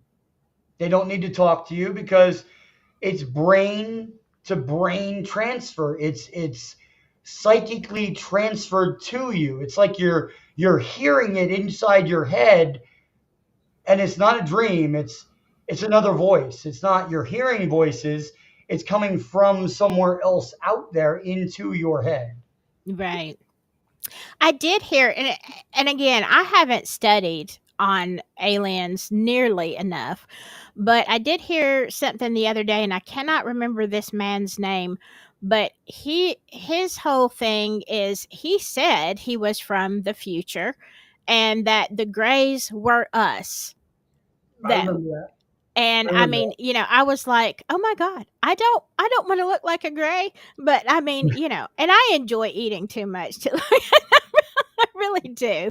But, it was kind of scary because I'm like, is that what we are going to be? I mean, it makes sense with evolution, that. Yeah. but it's and let's see, Adjusted Fate says that I guess the whites have been here for years and our military protects them like in New Mexico or somewhere in Nevada. Do you think that's true? Area 51, whatever. Do you think any of I that's true? I will say one thing, and one thing about this only. There are sites all around the United States that are called dumb sites. Right. Now, if you go to Stephen Greer's website of disclosure, he actually has a map, and I have whenever you want to share it. I have a map that shows Yes, let me put you back up there. it shows every dumb site in the entire United States and the world, from what he has been told. This is every single site that Oh is my out there, gosh. period. Every site on this map has a different correlation with a different base. And here's what they do. Here is what they do. Look, Groom Lake, there's what it is. There's the notes. I have many different places. Anybody want to see Blackjack Control? That is southwest of Area 51. And it's not Area 51. It's another facility that's underground. It's a dumb facility. It's not Area 51. It's in a mountain. They actually bought a mountain that was close to Area 51 because not only because they didn't want people up the mountain to see Area 51, they wanted to build a base in that mountain. Wow. Like all these places here. And this is all public knowledge. Fort Sill, Fort Bliss. I was in Fort Bliss. That's where I got read into a program, but I can't say anything about that one. The one I could was the what was called the Warlock program. Whoever was downrange with me down in Iraq, anybody on here, they probably know what I'm talking about. It's called the Warlock program with signal defeating IED equipment. Okay. I was just looking at all the I know Let's go you back. said you were going to send me your file, but and I don't know if this is in there. Are there dumbs in Alabama? Let's see here. Go down the list here. Texas, Colorado, Alabama. Let me see. Fort We, we Fort might Bragg. Fort Bragg's got one. Arizona. okay. What are we looking for again with state? Alabama, I was gonna say, I don't know, we might scare everybody. Arizona's in here. Nevada. See, and some of these are even in other countries like Afghanistan. So Wow. we actually have buildings underground Mhm. in Afghanistan. Doesn't And look like there is any in here, but for Alabama, but that doesn't mean that there isn't any. It just means that we haven't found the facility. And wow. this is 156 facilities all over the world that do different contracts, different things for the military. Like it has the facility, the type, location, country. Even what some of these are called for that facility. And this whole list was given to Congress. And some of these sites, like I said, Congress has went to, and they have been told you have no access to this. Well, I've got a top secret clearance. I've got SCI clearance with cosmic clearance, which is actually a thing. There was a Wow. letter. There was a letter that was found that said that uh, it was in the Majestic 12 documents that said that cosmic clearance. I'm trying to find it now, but oh yeah, here's Rendlesham. I want to talk about that after too. But yeah, all these dumb sites like in that are here in the world, they could be anywhere. They could be in your Yeah. backyard. Now, here's something that everybody should think of. Where in your area that you could look on a map right now on Google is there federally protected land? Meaning you are not allowed to hike up there. You're not allowed to walk up there. You're not allowed to be up there, period. Once you come to that area, it says this area is federally protected. You cannot walk past this point. And if you do, you'll be arrested. You'll be fined. Everything. They have cameras back there. But picture this. All these federally protected lands are actually in the same areas as Bigfoot sightings. Yeah, we talked a lot about that this afternoon, and that's like I really want to do a whole separate live stream on that because it goes so deep. But just the other day, if y'all, my regular audience on Silky Southern, will remember, we talked about the dumbs and Yep. we talked about the things that people say. Okay, I can't say it's true. I haven't seen it, but we've talked about government experimentation deep, deep down and hybrids. And y'all remember that conversation we had? I had to tread lightly with it, but yeah, but this is what I'm saying. See, I mean, he's got the list. This is so incredible to me to have a list of the dumbs that you all know exist because it's horrifying. Um, there's a lot, I think, that could potentially, not saying it does, but it could potentially be hidden in those military bases. Well, imagine this in your backyard. You have a dumb in your backyard that is on federally protected land that you can't get to, that they can do whatever they want. No one's allowed back there.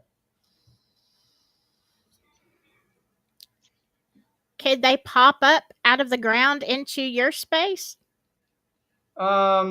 What do you mean? Like, Like if they have the tunnels under there, could they, if you're, because remember, I was telling you this morning that my mom owns land that is it is in a federally protected state. I mean, it's not like the state park, which we have plenty around me, yeah, but this is, you can't go. It says no trespassing. This is federal land. And she has quite a few acres that border that on the backside of the property. And I've always thought I would love to just go on there and see, I like to explore, and I'm like, I wonder what would happen if I went onto this land. And now I kind of, based on our conversation, I kind of think I know. And I'm like, yeah, I'm not going on the land. you see, like, okay, you've got Bigfoot sightings, right? Hmm. And Anybody in the audience can pull up, oh, a map of all the Bigfoot sightings ever. Here's all the map. But after you do that, do your state, and then do a map of where are all the federally protected lands that are in your state. And you'll see that these areas kind of match up with where these Bigfoot sightings are. Like, the government knew that they were there and protected where they came from. I mean, it's certainly, yeah, I would love to see that. Um, This is so the film actually on the screen right now that I've been showing. now, what is this that we're looking at? This is a complex that's in another country. I can't say which country, but it's in another country right now, and it is an underground facility that is used for. Have you ever heard of the Large Hadron Collider? Yes. Okay, this is a small military version one in the United States, underground. Really? We've got one. Oh, wow. They Now, when they go to CERN, yes, there you go. Thank you. Yes, CERN. When you go to CERN, right? You have scientists from all over the planet there that are doing everything live stream. When the government does their investigations, they don't live stream anything. They don't want it out. So they make their own facility of their own mini CERN in the United States to Oh, that's test their theories. Like, CERN says, oh, we can do this much energy. And they actually have it to where they opened up a mini wormhole, a mini hole that was millimeters thin. Could you imagine if the US government did it with much more energy? it's terrifying. Yes, and this is one of those spots. Wow. So, how do y'all? I mean, you're finding dumbs, and you said if there are any dumbs you haven't in let's say Alabama, you haven't come across them yet. How do you, or can you say, how do you find dumbs? I just put that up on the screen now. I knew you were going to say that. All right, so if you go on Google Earth, okay, and you type in Google Earth, go into the area, don't do roads, don't do anything, do terrain. Okay. Terrain only. And that's what this map is right to the side. If you zoom in and you zoom into that little circle right there for me. Oh, hold on. My cat decided to sit in front of the computer. I'll get it bigger, as big as Oh, I there can. you go. Oh, yeah, you got it good. Now, you have a canyon, right? You have a road here. The road comes up this canyon here and stops, and it disappears up this canyon. There's no more road. This is in Pennsylvania. This is, if you look up that actual municipal airport, you can find this building on there. And if you look up now, you do buildings, roads, and everything else, that building won't show up. But you do terrain, and it looks like that somebody took, you can see the square right there. Yeah, let me see if I can make it Yeah, because bigger. if you zoom in just a little bit, they can see it. Like there's symmetry to the building. It's not like a rock pile and all this. It's got a square building with a circle on top of it. And it's like, you cannot mistake that for anything but a building. There is a building on top there. Yeah, I'm trying here, and I'm not Yeah, not able able to to. zoom in, but well, we can put this one in the Let's folder see. as well too. That's no problem with me. All these Okay. ones that we show, I can put in the folder. It's not like they're top secret. This they can go on Google Earth themselves. I'll even give them the coordinates, and they can look up this facility in Pennsylvania. Okay, let me see how this is going. I don't know, for some reason this has Weird. gotten, yeah, my computer has gotten really odd trying to get this in here. Um And I might can make it full screen. Well, I just lost it. That was Rendlesham. I'm busy trying to make it bigger. If you when you get it back, Okay, uh, let's do some. Let's do another one here too. okay. Um, this is the one that I I saw coming out of a window. Now, one of well, not me myself. Okay, well, my my parents down in California. Mm-hmm. They took a photo of this, and they were like, "Jason, what are we actually looking at in the sky?" And I said, "Well, you'll have to make it full screen, but Okay. I Uh, said, these things are appearing like they're just appearing out of nowhere, and I don't know like what it is. See, it's up here. it looks like a okay. Let me It looks like a reset worm. this. Yeah. Okay. Let me get that one. Well, Maybe just zoom all the way out, but that's one of them. yeah. They look like worms. Yeah, but it's like there it is, and it's like these were the one thing that I say is it could be the high speed camera took it when the orb was in motion. Now I will say that we don't say everything is a UFO in MUFON. Like I said, we follow the evidence. So that could also be a theory for these lights right here that you're seeing on this side here. Is Okay.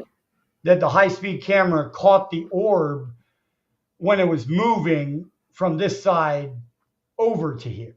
So we Yeah. caught the light refraction of it moving. Mhm. But it's just weird, like how these things appear in the sky and like everywhere, like even in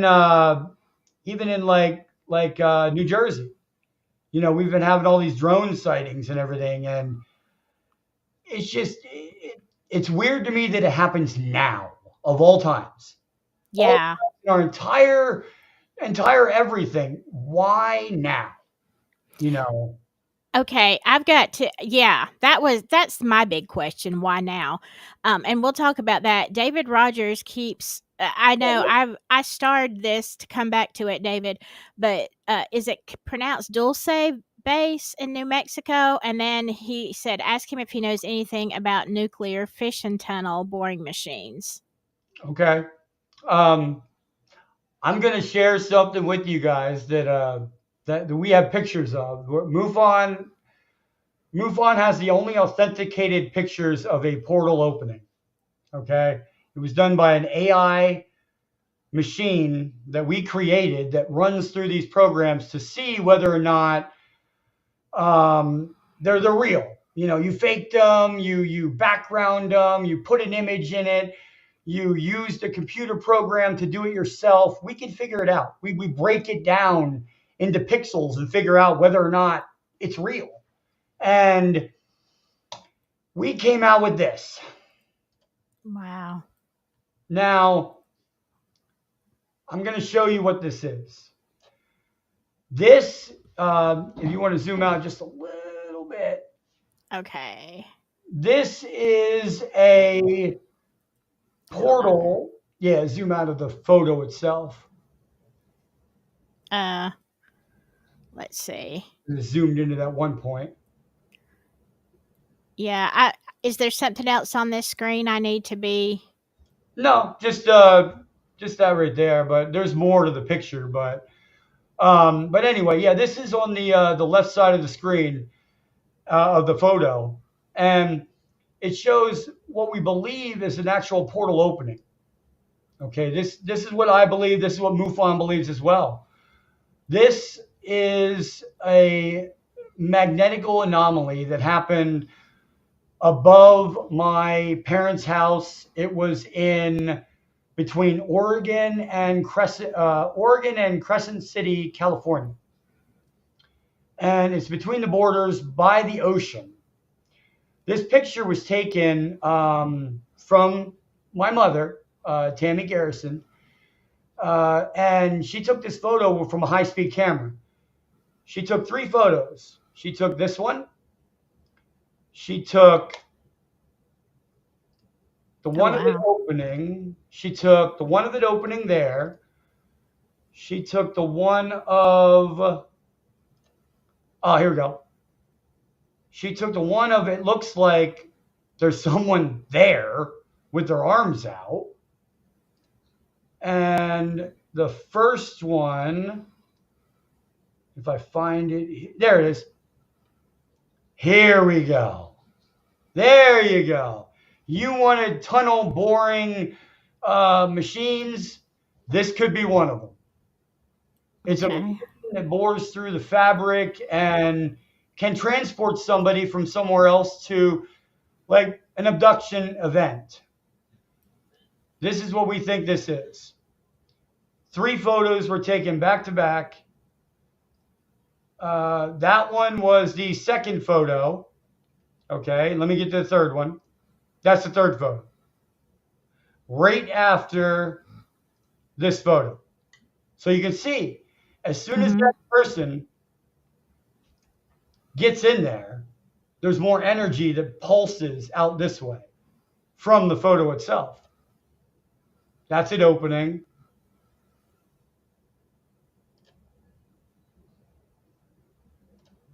That's the person.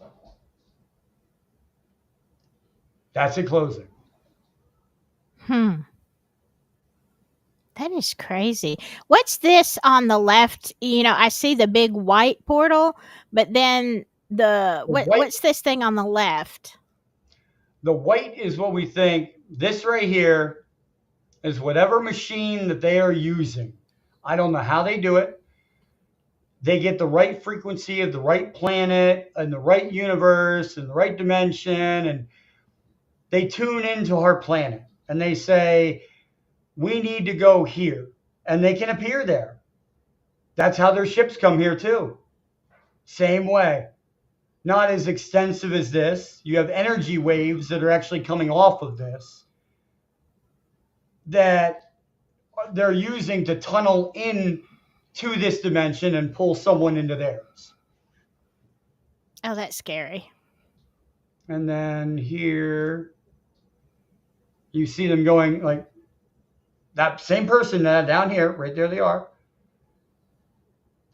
And then it opens and it closes. Now, are you saying this is what the nuclear fission It's not boring exactly machine? that. This is alien tech. Oh, okay. What he's talking about is more the lines of inventions that weren't realized. More like patents that were seized that people invented. There was like there's the Montauk program. There's MK Ultra. There's a bunch of different programs where they used witting subjects to enhance what they knew. The CIA used to take little kids off the street in Rhode Island. You can look up the site actually, and it was called the Montauk Boys, and Wow.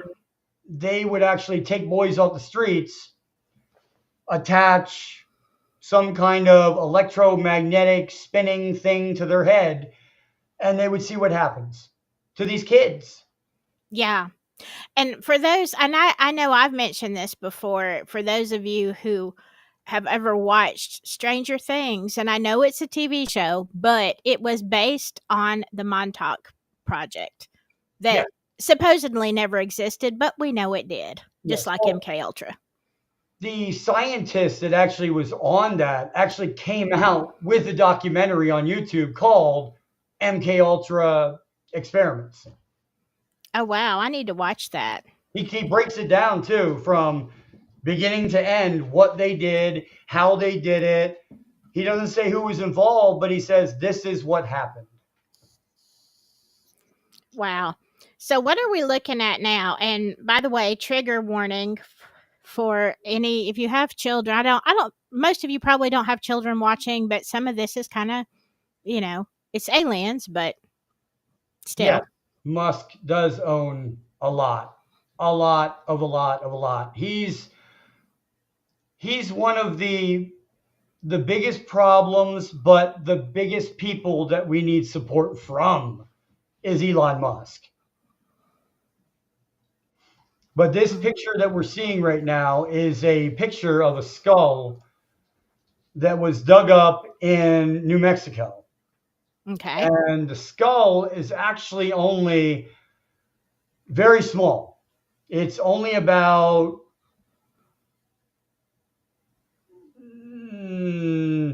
probably about that big. Hmm. And it has bone structure. It's been x-rayed. It actually has bone structure. It has, alien-like features. That's the actual picture of the bones itself. Wow. And they x-rayed it. And it has bone structure. But how is this able to survive and it's only this big? It's an alien. We didn't know this existed until we dug up bones and found it. Same thing with these old pictures here. Like this is a picture from a flight cam off of a gun. I'm sorry, a gun cam from a destroyer in the middle of the ocean, looking at a tic tac. Wow. How does a tic tac fly? That just, I Gravity don't, control. okay. If you have gravity control, then everything else is easy. If these things can go from the air, fly at 3,000 miles an hour, hit the ocean, and go 600 miles an hour in the ocean, right? How do they do that? It's gravity control. You make a bubble around your spaceship, an electronic bubble. That way, your spaceship isn't actually hitting the water. It's the bubble around your spaceship hitting the water, meaning you're traveling as fast as you want. You don't have to slow down. Hmm. So you can go from the air to the ocean to space. It's a multi transit vehicle. And oh, and guess what? We don't have anything like that. The government has nothing that can go from ocean to flying in the air to space. Nothing. Right. Right. And so do you think these drones are coming out of the ocean? I mean, we've got videos and stuff. So you think that's the same kind of energy that's allowing them to fly into space, come out of the ocean, that kind of thing? They can, okay, key example. Like I told you in the beginning of this, there was a guy that came out with that hydrogen powered car, right? Hydrogen is in the ocean too, in the water. It's H2O, Mhm. hydrogen. It's Right. in the equation. But if you take the water and you separate it, then you now have hydrogen fuel free. Right. And all you had to do is separate it from the water, put it in a container, and you got hydrogen. That's what these things are doing. They might be powered also by that hydrogen element. So they go from the air to the ocean real quick, fuel up, come back up in the sky, and then they're like, oh, we got enough now, and zip off. Oh, okay. So that would be why they are in the ocean. I mean, there's a lot of people now speculating that there are aliens in the ocean. So what do you okay, what is your take on all of this? And we'll get any pictures that you want to show, just let me know and I'll put that screen back up. What do you feel like is going on? And like some people were asking in the chat earlier, why now? Why now? It's time. The back in Rendlesham Forest, if you look up the Rendlesham Forest incident and you actually sit there and um, you dive into it and you see like the all the documentaries on it, Rendlesham. Back then, the aliens had landed. They landed. The UFO was outside the base in Rendlesham Forest. These two went out. They touched the side of the ship, and he had an immediate download of information. Our human brains can only take so many bits of information at a time. Mhm. Like let's say if you do a screen and you're doing 60 different things at once and you have all these tabs open and you're trying to remember all these different things you're doing, you're going to give yourself a major headache. Yeah. Right? Aliens don't have that. They can have multiple lines of information at the same time in their brains at the same time from multiple sources. So they gave this guy a download. And that was back in Rendlesham. And what it said was pretty much was, you guys have nuclear weapons. That's a problem. We are watching you. We are you. So that guy was right about the Greys being us, basically. Well, you have all these ancient civilizations, and I've even got photos of them myself back here in the water that are symmetrical. There's no way that this got put there in the ocean by mistake. A rock Right. didn't blow up or an asteroid didn't come down and make this complex of buildings underneath this ocean. And I can share some pictures right now of the complexes that they found. Yeah, let me put that back up there. So you're saying basically that what they've just waited so long, or are they demanding to be seen and heard now because we're about to damage We're the running out of time. planet? We're running Because out of what? we're running out of time. If you look, everybody says global warming isn't real. Global warming isn't real. Well, it's not the way they think of it in scientific terms. The whole planet is not getting hotter in the cases of like, well, all right, let me put the whole planet's getting hotter because of the ozone. The ozone layer is getting thinner because we're stuffing more gases into the atmosphere. Okay. Hmm. If we would have came out with these programs years ago, we wouldn't be in this predicament. Like, like I'm trying to say, like these places under the ocean. Okay, this is a complex that was found under the ocean that they don't know where it came from. They have no idea who built it. They have no idea the date. Now, this is the best part. The date on these rocks are around 20 to 30,000 BC. Wow. We, in history terms, right, we were, ugh, we make fire. How did we build this? As cavemen drawing in No. no No, we didn't. more. Like Mm-mm. there's many more, pictures of these symmetrical things that are just they're too perfect. They're Yeah. way too perfect. Symmetrical designs on the planet. You have different religions that have different walls that were built that no one knows how they were built. Walls in the ocean that were built that no one knows how these rocks were put there. You have this figure What is that?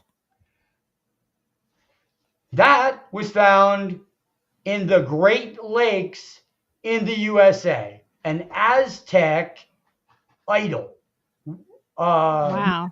an Aztec stone idol. Like, Wow. like Hmm. they were there Yeah. before the water rose up. The land was flat. The land had many uses. Many people were living on the land and using it until something happened, and it was catastrophic. It had to have been for the planet to get so much water so quick. So there's theories out there. Well, there's not theories. I want to say it's proven that now scientists know there's more water underneath our planet than there is in our oceans. Hmm. They found that out. There's Wow. there's another section in between all these different layers that's water. And things live down there. It's the opposite of living off of sun. It's not photosynthesis. They don't live off of that. They live off of total darkness. Well, I know that there are creatures so deep in we know there are creatures so deep in the ocean that they are in total darkness and we don't even know what all is there supposedly. I mean, I'm very much believe that could be true because what do we know? We can only go down so far. But yeah, that does make sense. Especially when I'm looking at these. I've never seen these structures underwater. I I wanted mean, to I've say heard, that. of course, of Atlantis, but Yep. I also wanted to bring it up since you brought it up. Creatures under the ocean that we have no idea what they are. yeah, Okay, here's one of them. And it was found in the Marianas Trench by scuba divers that went down in a underwater ROV. They also stumbled across this. That is a new form of life in the Marianas Trench. They were only down 1,000 meters. They were at a depth of 1,000 meters, almost 1,100 meters, and they found this. And it was swimming around. Trying to get one show up here because zoomed out. It was swimming around and it turned into this. that is just crazy to me. And they So have it it is. on video. This thing is swimming around on video looking like a, a squid with a mechanical head. All these lights in here flash different colors. That is crazy. Is that the same? Oh, okay, because I see in the chat there, Rod is saying 90% of all animals living lower than 700 feet are bioluminescent in some way. And so is that a natural, I guess, a natural mutation? Or, Uh, we'll switch it off real quick off a share. I'm going to look something up real quick. okay. Um, there is there's a thing. I'm going to look it up actually right now. Um, I just want to say to you, David, and I know I'm trying to do like three things at once, but I will look into that. Okay, I will absolutely look into it. So, like, don't feel like you're being ignored. Okay. photosynthesis. There we go. Um, there it is. The opposite of photosynthesis. So that's pretty much what they're taking in. They don't take in light energy. They don't take in mechanical energy. They don't take in chemical energy because they don't need to. And these are new organisms that they found at the bottom of the ocean in Australia. Not Australia, in the Marianas Trench. And they actually found them in Antarctica.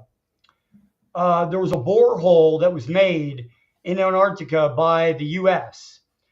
And we made this so we could figure out, hey, what's down there? You know, but there's water down there that we figured out that wasn't like it was a solid sheet of water. That means there's some kind of heat down there, you know, a heat vent or something underneath the water that kept this from freezing, but above it, it was totally frozen. So these creatures in there, they're totally unknown. We came up Wow. with, and when they made this borehole, they actually covered it back up because what they found was ancient viruses that were starting to thaw that weren't small chickenpox virus. It was like, God, we're going to ruin the world. So they had to Mhm. cover it back up, and that borehole is covered to this day. And Wow. and if you look it up, the Russians actually have a borehole. The borehole goes down the longest in the world. It is the longest in the world in Russia. I'm not sure exactly what it's called, but that goes down the longest as well. And there's a theory that the reason why they sealed up this borehole, they went about, I believe, a mile and a half into the earth. And what they heard were screams, you know, I've heard moans, that. I've heard moans. that story. And the Russian scientists, they left. They said, we cannot do this anymore. The Russian scientists left the area. They wouldn't work. They said, we won't work if you shoot us. So they covered it all up. They covered the borehole up, and it has not been opened to this day. It's so crazy. That's one of those stories that I've heard, multiple times, and I'm like, I don't know. Um, that's That's what do you think the screaming was? they don't know. Now, I got a theory. I mean, I have many theories. It could be that there are plates that are in between the earth that are still moving.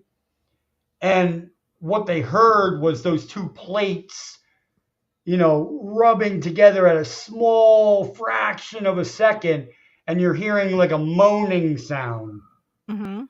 That could be it, or it could be, you know, beings from inside the planet.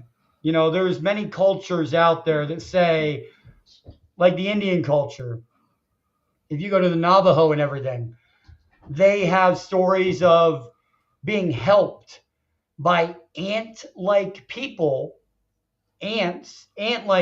that came from underground to Hmm. help them with their crops. And they drew them on the walls that, these things are out there. There are all these petroglyphs out there that say, this is what they saw. They didn't draw fictional characters like we do. Yeah, Everything they drew is what they saw from their eyes. that is So these Indians spooky. were seeing all these different beings and all these different, you know, uh, structure beings and everything on these walls with different, how they look different than us. They've got, if if you were an Indian back in the day and you saw that same creature coming at you, would you think it was an astronaut or an ant person? You would think it's an ant person. You don't know anything about astronauts. You're an Indian. It hasn't even been invented yet. But what they're drawing in history's terms is people with helmets on. Oh, People could have, be. Yeah. they did see this, but it might not be a being. It might be a human being with an astronaut like helmet on them. But that's what they saw. Yeah. Oh, wow. So, okay. Do you think that these drones that we're looking at that are all over now, it started out kind of in New York, New Jersey. Now it's in California. It's in Germany, the Philippines. They're everywhere. They're even in Alabama. Crazy enough. Um, do you think that the government is covering up something? Do you think it's us? Do you think it is a true alien? I don't want to use the word invasion as in, you know, um, in a negative sense, but what do you think is going on? If you look, all right, let me bring this up here. If you look at this photo, okay, and we'll put this in there as well. Whatever they wanted to see, whatever photos I show you, I'll put in there. But this photo here was taken in New Mexico by Carl Diaz, okay, in 1993. Now, the difference in some of the UFOs that are being seen, like you were talking about, the ones that um, man-made. Now, we actually have man-made UFOs. Okay. Now, he took this with a FLIR camera, and the FLIR camera, all it does is it has where the heat is coming from. Okay, but I did not know flying saucers had rivets. I didn't Yeah. know flying saucers had seams and doors. That looks like a door to me. And if it was a real flying saucer, there would be no door. There would be no rivets in it. This is a man made UFO that we made.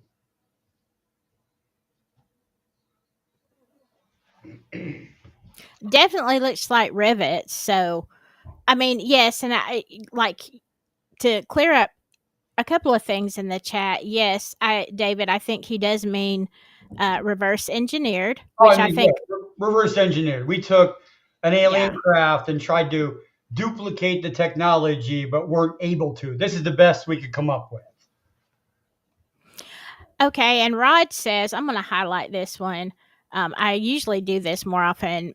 Consider this very probably the swarms of drones are being sent out to provide noise that prevents typical UFO reports from being filed. You think that's, huh? Yes. Now, I have a good theory about that one. Now, all these UFOs that people are seeing, here's one. Here's a pilot camera photo of a UFO right outside his pilot camera window. He took this. It was an F-16 Tomcat. He was up in the sky and he took this picture. It looks like a cube inside of a circle. Mm-hmm. Okay. Now these are man-made. There's a wing. It's Yeah. not an orb. It's a wing. And some of these other ones are man-made as well, but there's ones that are not. Okay, this is a good one. This is one of ours too. And they actually messed up when they were actually experimenting with this. Okay, because they let it slip, and somebody took a photograph with a new flare camera that they got, and this UFO has a cockpit Yeah, that's what it looks like. with a person in it. Uh huh. That's one of ours. What your audience is saying is true. This is what I believe. We have our own man-made UFOs. The industrial complex does not want this to get out. So they say, "Oh my God, we're having a UFO event right now. All right, we got to contact the." Now here's one. There's a UAV training center for the Army Air Corps in Pennsylvania. I'll bet nobody knew that. There is a training ground for UAVs to train operators on new technology and UAVs, and it's located in Pennsylvania. Hmm. So it's a mix of technology. The orbs are coming up, and they're saying, "Oh my God, we have an event right now. We got to cover this up." They send all these other equipments up and say, "No, you saw flares because we had F-16s up dropping flares." Well, they did after it happened. So you're saying the orbs are the aliens, and of course the drones and the other explanations for is what we're gonna say Yeah, happened. that Okay. picture right there is man-made. This this picture right here is man-made. Like we have man-made UFOs. This picture has bolts on it. Yeah. You will not see a UFO, a real UFO with nuts and bolts. Like it's a solid craft that they just want to that they come out of. Yeah. You know, like Wow. like like uh, like these balls of light or these that are people are seeing. That's off of a gun camera from a battleship. You can see the ocean Yeah. behind it.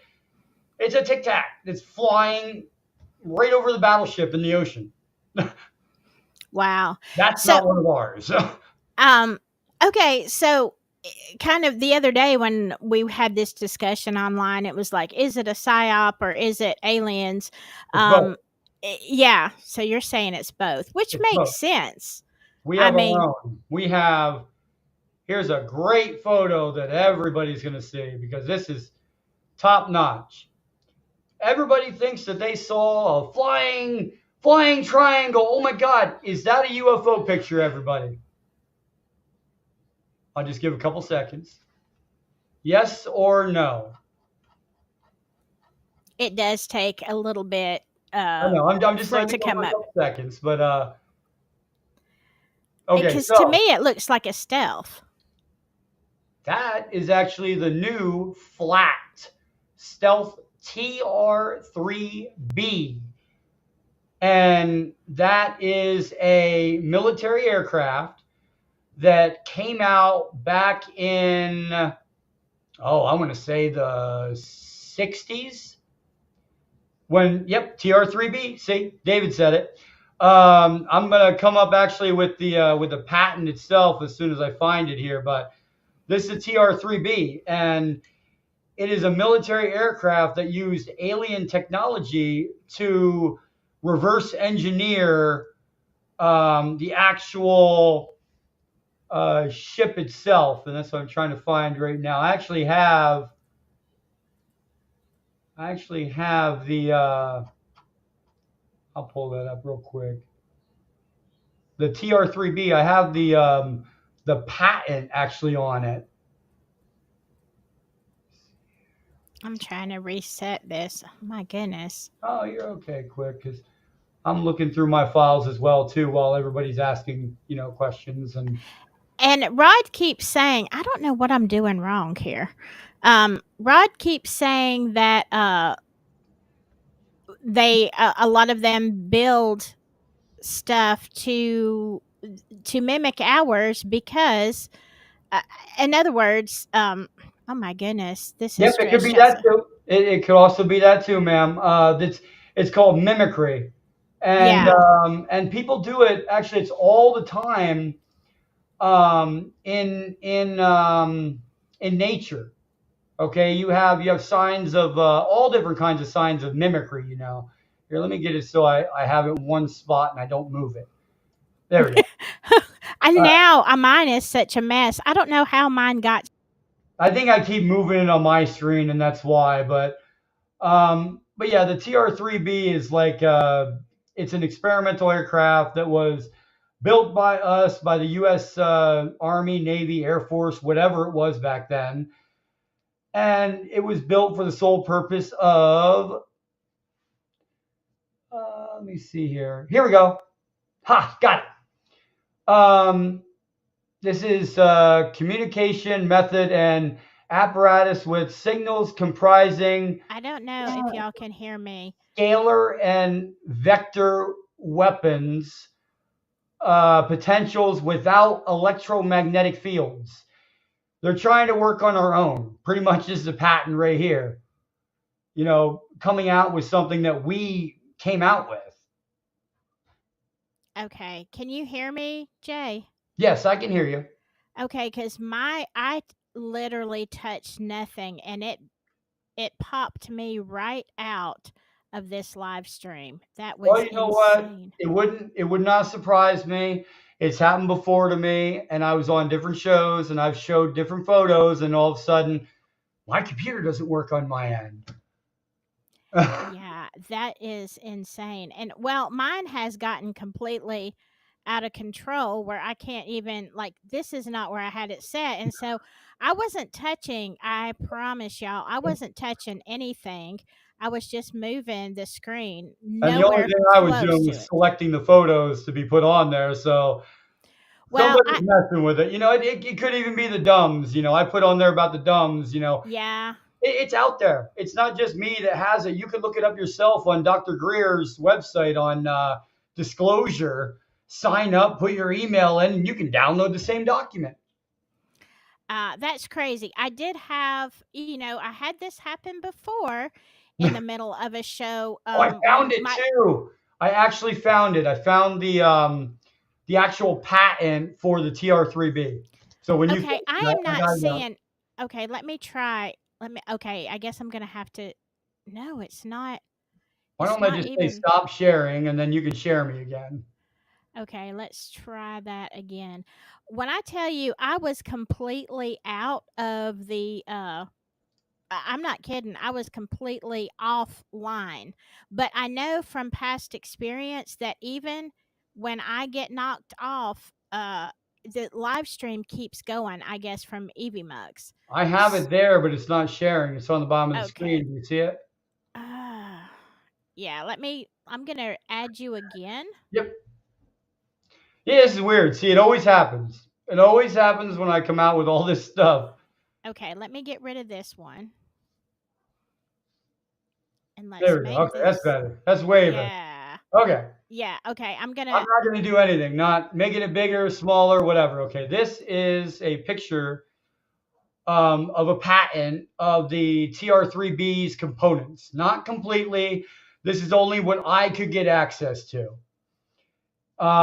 It says here the craft is using an initial mass reduction device. What does that mean? An anti gravity device. And that was December 4th, 2018. Wow. You have anti gravity, it's right there. Wow. It's using a device to power the ship from anti gravity. And it's right there. We have it. Wow. That is so cool. That is so I cool. found these, like, and they're all public records. Some of them have leaked out. Some of them you can actually look up. Like this one, you can look up. It's out in the open. The patent office didn't stop it from getting out because of the fact that they let it known about the TR3B. So once they let it known about the TR3B, they said, well, here's the patent for it, and they forgot to black everything out, and then people started reading it. Craft using inertial mass reduction device. That means gravity. They Wow. didn't realize they put it out that way until it was already too late. Ah. It was already out in the world. That's what I'm saying. Like, these inventors want to go, my precious. Yeah. But if you don't go, my precious, and you go, hello world, here's free energy for everybody. Here's how you do it. How are they going to really stop that? They can't. No. They And can't. then yeah, I don't and want then to make a buck people. on it. And for me working for MUFON, even volunteering, we don't get paid for it. If I came across an idea that I knew was going to save the planet, you're darn right I'm going to come out with it. I'm going Right. to do everything possible to come out with it because it needs to come out. It's been, it's been out there in the mainstream media. We know it's there. It needs to come out. Enough is enough. Okay, so from your experiences both with yourself and with other people that you've talked to and investigated, would you say that the aliens are here or trying to make themselves known for a good purpose, or is it going to be like when Mars attacks? If it was going to be like Mars attacks, it probably would have happened a long time ago when we dropped two nuclear weapons on Japan. Yeah, I could Um, see that. they they would have intervened in a second. Now they knew that those bombs, wouldn't destroy the planet, so it happened. They let it happen. They watched it happen. They're watchers, but they don't always watch. Hmm. Now, like I was telling you, there was an incident in Russia where they didn't just turn off the nuclear warhead, they turned it on in the Cold War. They almost started World War III, but it was just to show them we can do this. Yeah, They got into the missile systems in Russia, they put the launch codes in correctly, and they let it go down to 5 seconds and then canceled it, saying we could do it if we want. Same yeah, thing they did in the United States. They came over a United States base, and we have 12 um, NIC sites.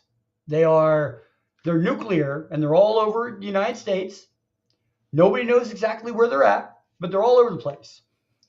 It could be there could be a water tower in the middle of the forest, and that's a dumb site because there's a missile in there underground that somebody is controlling from the Air Force, that if Russia went to nuclear, that we could push that button very quickly, you know. Yeah. And all these sites, that we have one in the United States that had 12 of them. 12 of them in one area, but they weren't linked together. These are separate missile systems, all separate, and there was 12 of them.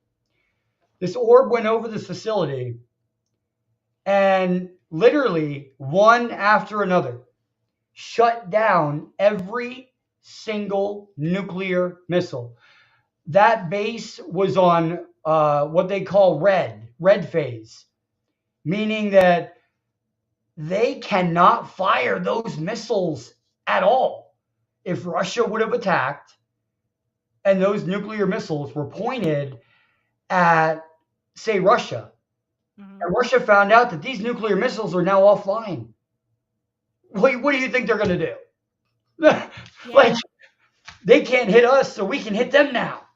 That's Right. kind of what the aliens were saying. Like, we have you by, excuse my French, we have you by the cojones. Yeah. You Yeah. know, you can't do anything about it. You know, we'll turn it on, we'll turn it off. They only seem to come out and make themselves known when there's like disasters happening, like earthquakes, volcanoes. They make themselves known a lot. Like, look what you're doing to the planet. Like, you have this technology. We gave it to you in the 40s. Why aren't you using it to save your planet? This is what they're saying to themselves. But Yeah. it's no longer the land of the free where people have like freedom of expression with your scientific ideas, Hmm. because that would be a live stream and that would be illegal. Because if you go into a university right now, they do not live stream any of their experiments. They will record them, but they don't live stream them, because of the fact that if it is an experiment, that the government has to step in and say, "Oh no, these numbers are totally off. We got to change them to this." So it makes Right. it look like this machine doesn't work. And they do that. They manipulate scientific results so that these machines never see the light of day. Oh, I don't doubt it at all. Yeah. I I put a mean, pat, if I put a patent in for a free energy device, they'll be in my house tomorrow saying, "You didn't create that. We did. We're taking you to jail. Now we're doing court cases, and I'm going to be in court." They'll ruin my life. yeah. I mean, maybe we need an alien invasion. You know, they, I'm, they're just I'm, here. I'm. It's too late. It's been enough time that we've had this technology, and we're not doing anything with it. Yeah. I mean, at this point, but it's like people were saying in the chat, until these people aren't in power and the government has become a cartel. I agree. Until we have some kind of change politically, I don't think that we will be have access to zero point Well, it's like energy or it's like I said. What we need is a total change in government, not not a complete change in government, because we do have a functioning government if right. if it functions the way it's supposed to, like Congress. Hmm. Even if we don't know, Congress should be in a secure facility being told everything that's going on. All these programs, all these different experiments, all these equipments, all this technology should be told to Congress that we have it. But this, maybe we don't want it to get out because we don't know how to make it smaller so a terrorist doesn't use it for a bomb. We Hmm. can't give free energy out yet, because if we give it to somebody's house, Well, that's like a nuke in your basement. Right. Somebody could take that and, oh, good, I'm going to take this apart and throw it at somebody. And now I just blew up an entire building. They have to try to make it small enough that no one else will be able to manufacture that. And then they'll come out with it. They'll come out with a Mhm. brand new invention. Oh, we made it. We did it. But it was out 20 years ago. They just couldn't let it come out at the time because national security. That's where that came into play. Yeah, well, when you put it that way, and people are dumb, and they would do exactly that. And that's why I agree and I disagree. I agree that some of the technology is like so far out there that if a normal person like me got it, it's like a baby getting his first like tricycle, like riding it out there. You're clumsy. You want to go here and there and here and there and fool around with it, and you Yeah. crash into a wall. You don't want to give free energy to everybody yet. You want to try to make it as I guess is like uh, less of a threat, Yeah. or less that it could be a threat to people. Yeah. That makes sense. It does. So I agree Um both ways. I what is that? Oh, that was taken off of a pilot when in the air, F-16. That's the object that was actually seen outside of his window. That is Yeah. very odd. Wow. Crazy. Crazy. Um there's so much more I want to get into, but I know we've been going almost 3 hours, which is fine. Like people are hanging with us and that's great. I want to we talked a lot about cryptids Yep. and stuff like that when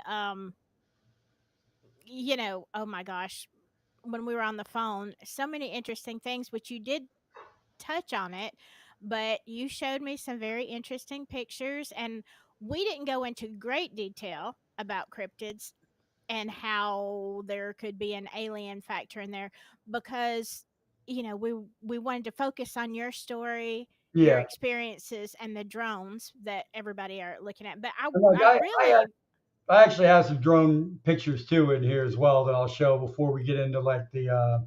okay. Well, I was going to say honestly, I would love to do a part 2. Yeah, that's Um fine. I have drone videos for days. You well, know, no, I want you to go ahead and show your drones cuz I would love to do a part 2 on cryptids and or maybe some of the there's one. This drone is actually spraying something from the back of me. That's in New Jersey. what do you think they're spraying? Just Um, hypothetically. okay. Hypothetically, this is now. I'm just going to keep rolling through these as I'm talking, but these are. Um, all right. You've got mad cow disease going on in California right now, right? Really bad. Okay. And you've got all these agencies that are scrambling trying to figure out what's going on with mad cow disease, right? I Well, actually hadn't heard that. I've heard bird flu, but I haven't heard mad mad cow cow. and bird flu. Bird flu is the one that just came out now. Mhm. But mad cow was before that. Right now, like you said, right now we have bird flu. And it is transferable from animals to humans. It has not, I don't think, transferred from human to human, but it has from animal to human. And California is getting hit with that real bad. The bird flu type thing or whatever. They're Yeah. getting hit, and people are dying. And there was a zoo that just had they had a lion that had it that died. They had a couple other animals that got this disease and died from it because they caught it. What I think is happening is possibly protection, possibly like a reactive protection.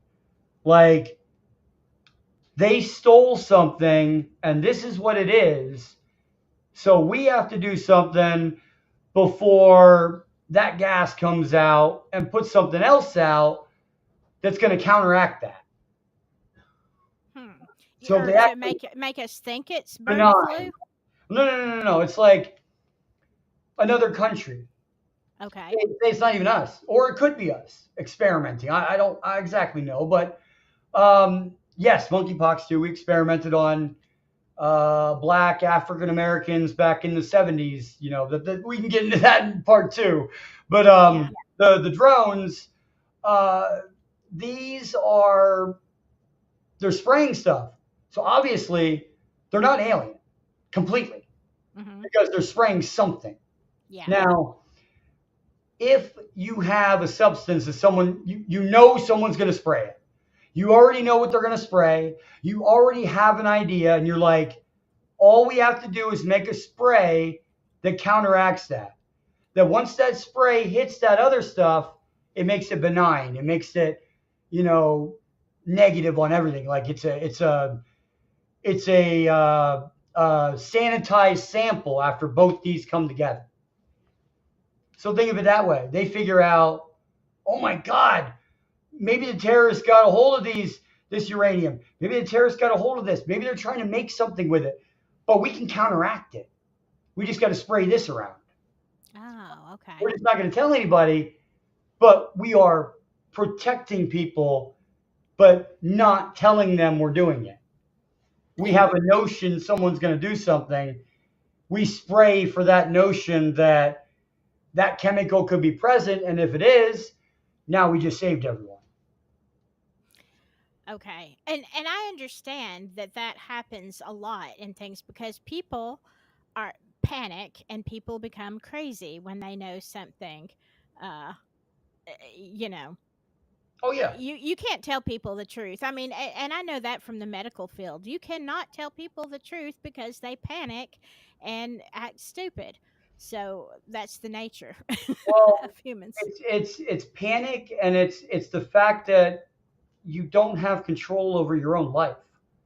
That some outside force has control over something you do. They can pop in, they can pop out, they can show up in front of you. If you watch Lou Elizondo, and I do believe his stories, I've met with him, I've talked to him. He is a wonderful individual, Lou Elizondo, and he told me, and it was on his documentary. He had he had things happen to him after he left ATIP, after he left Arrow. He had things happen to him. He had balls of energy and light. His wife was in the documentary crying, saying that when Lou Elizondo left his place in the government, work came home with him. Hmm. As in, they followed him. His wife and his daughter saw balls of energy, green balls of energy, little ones go down their hallway. They would start to follow them, come near them, and this thing would back up and go through the wall. And Lou talks about that, in all of his stuff that he does. And it's it's very strange and very gut wrenching that someone else, an outside force, has that much that they could do to your life or outside your life. Well, let me speaking of balls That's of the light. paranoia. Yeah. I mean, that makes me wonder. Now, when we talked before, I told you my house is haunted. We talked a little paranormal and stuff, but I never had. I've had tons of paranormal experiences, but this one was really weird. I have an open closet, like, Okay. and I was sitting on my couch one day, and it's weird. I live in a weird part of the house, and I have like a whole suite here, and with my studio. But I was sitting on the couch. Now there was nothing coming from the outside, Yeah. curtains drawn, whatever, and there was a red ball of light in my closet, and I kept thinking it's coming from the kitchen, Right, like it. it's coming from this, it's bouncing off something. Yeah. You're trying So to you're trying to rationalize it. right. So I go into the kitchen and I'm thinking, okay, it was almost like, but it was bigger, but it was almost like, the little pins, the little red dots that you have the cats chase. You know what I'm saying? Okay.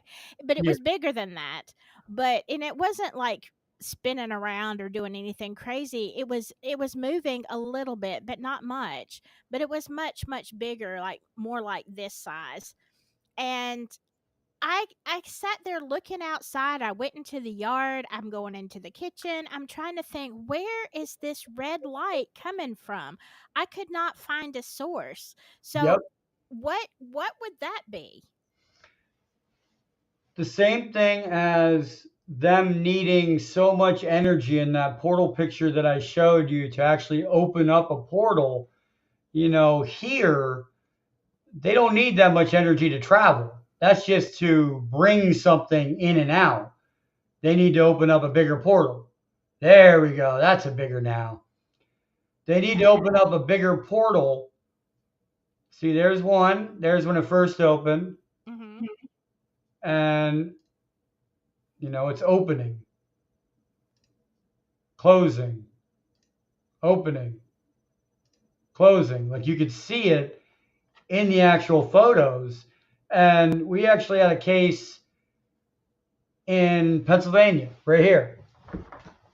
Everybody says that skinwalkers aren't real. Mhm. I have no explanation for this picture at all. It has gone through artificial intelligence, AI photo manipulation software. It has gone through rigorous different people in out there. And all they could come up with was wow. Because first thing they said was, "Oh, you've got a pole out there making that light source." I said, "No, I was there. I took a photo of that area and I will find it and actually share it for part 2 of this.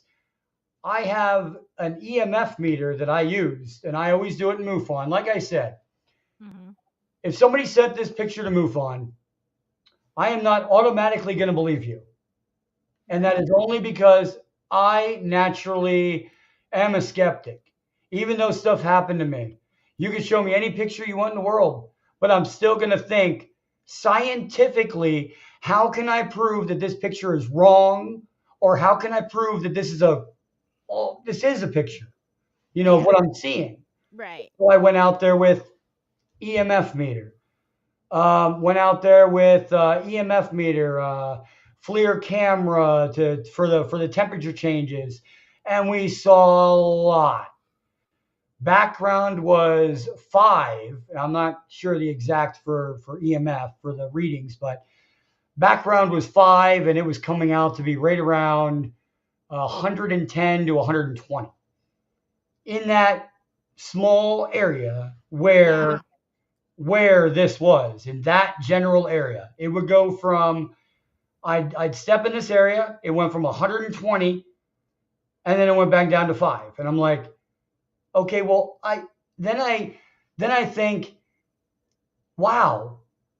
Then I really can't prove that this didn't happen because there's a lot of background energy in this one area.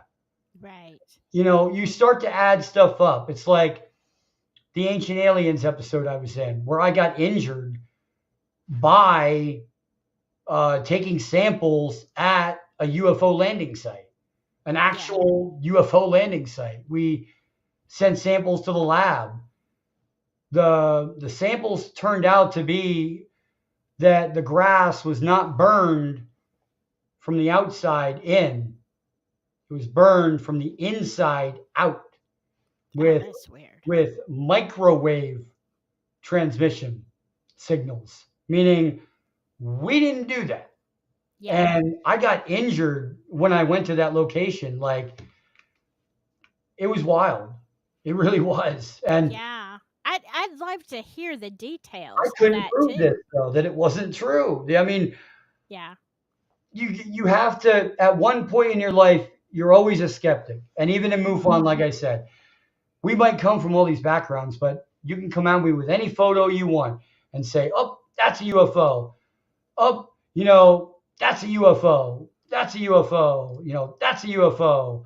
But I'm going to look at you and be like, okay, well, let's find out if it's true. If it's not, Starlink satellites, if it's not the moon, Mhm. it could be a flare, it could be this, it could be that.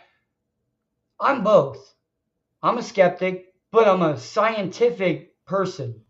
You Right. know, there's some Well, things that I just can't prove that are wonderful, that science can't prove.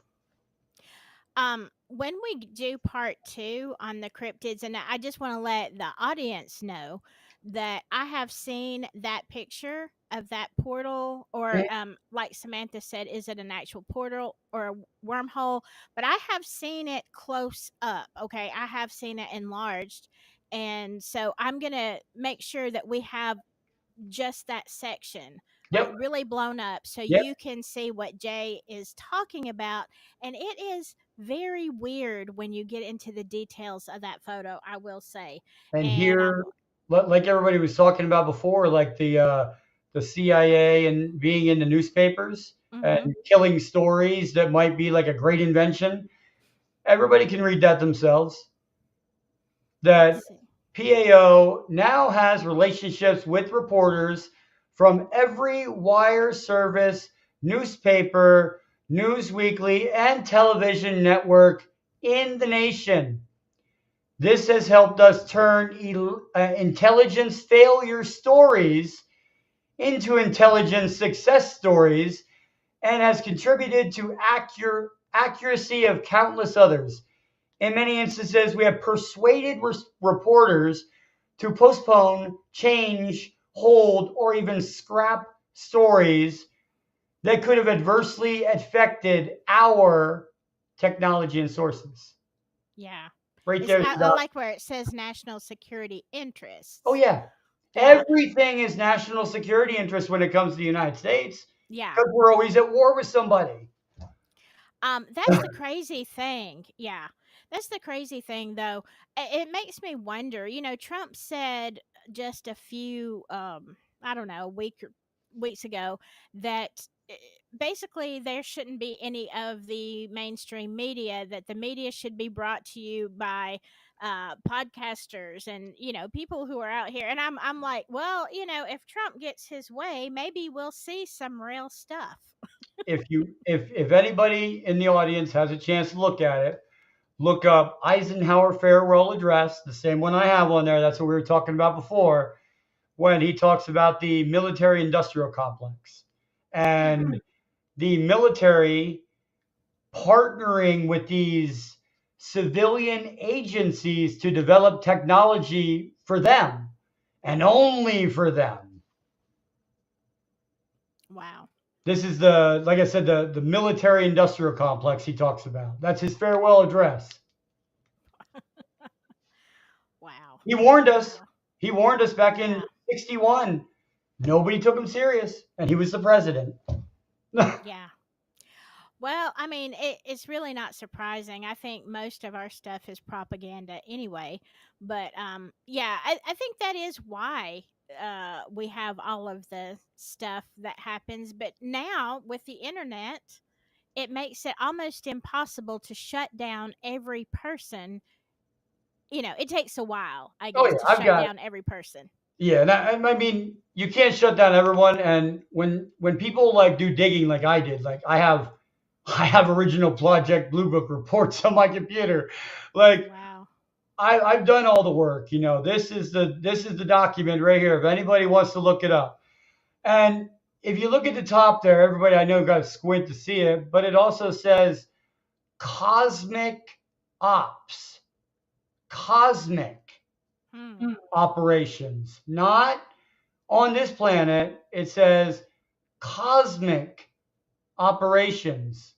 And this document has actually been read into Congress as true and real in the newest. versions of congressional hearings. They read it into the record, meaning this is a real document saying that these people, like, look at this. Look at these different ops that they have: cosmic ops, royal Mm-hmm. ops, magi ops. These are all different programs. Himit ops. These are all different programs back in '67, that different programs that Eisenhower knew about but couldn't stop. The only thing he could do was put it in his farewell address. And if you look at his original farewell address, that military industrial complex uh, section is not written in his original address, because he knew that if somebody saw that on paper, they were not going to let him speak that in front of Congress, in front of the Wow. world.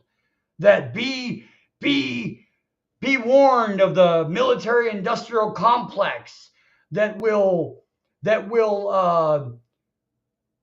take ideas and put false narratives out there and kill people to keep their story. And these are just a little bit that are in these documents. Like, there's one in here called, it was probably like a one for the ocean. It's Aqua Tech SOG, and there's Sea Spray SOG. Like, what are they spraying in the ocean?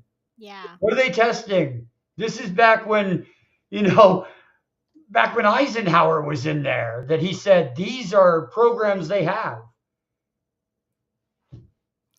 I just yeah.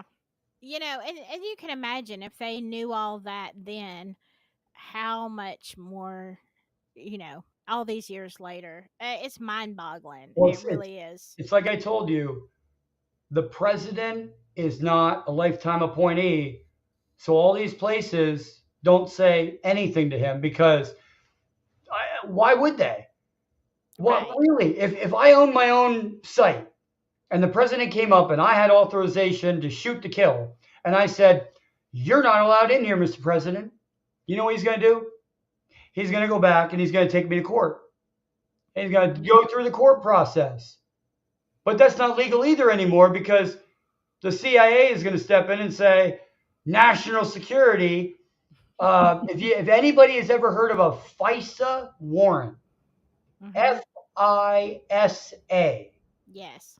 that is a warrant that they can obtain on the fly with no evidence, basically almost no evidence. They can say, Jason on this show just revealed this information that we thought was secret, and boom, they're here the next day. That's what happens. Well, I mean, I think that you kind of proved that. It's out there, though. I mean, I'm not the only one that has it. Yeah. I mean, Most of it. I don't know if I spelled that right. I'm sorry. David is asking for my email, Oh, and I can't put it all together. If I didn't type it right, David, it is silky and southern at Gmail. But yeah. So here's, let me see here. Here's some companies back in the day, like Sperry Rand, like the Bell Corporation. Um, they had a big part in everything. The oil industry, like U.S. patents. Like, here's one, the Townsend Brown electrogravity device. Okay, this is a document from Naval Research. The president has never seen this document.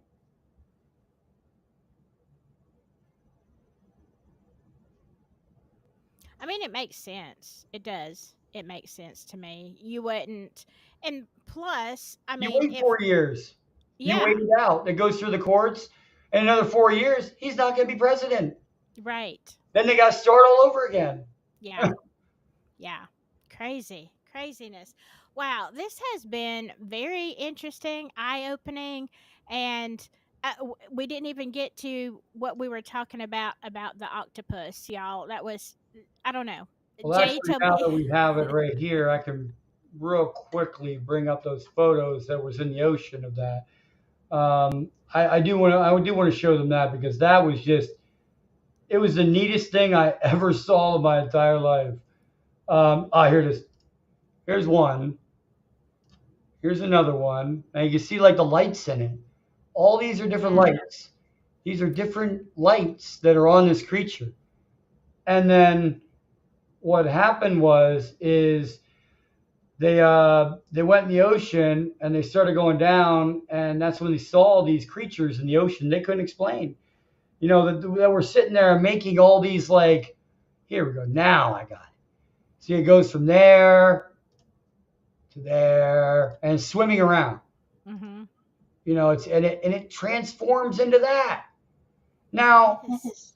how does this and this and this? How does that ball turn into that? Yeah. That's an animal. It's some kind of living animal in the Marianas Trench. They only went down 1,000 feet though, and they found it. You Depth of know, 1,000. somebody in the chat when you showed this earlier said it looked like the lights were trying to communicate with the camera. Do you think that's possible? We think that too. There's a bunch of ways to communicate: light, Hmm. sound, vibration. Um, there's so many, and then when you add them all together, you have music.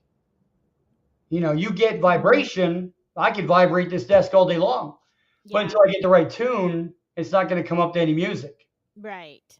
That's what they're doing. They're like trying to tune in what they can do to show us, but we're not understanding. Yeah. Wow.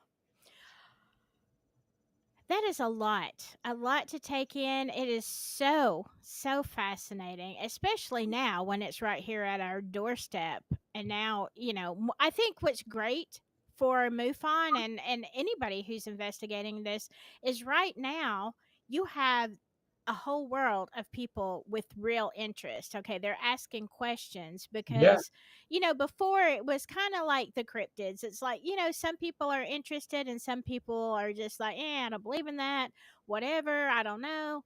But now people are seeking answers. And so all this is really important to know.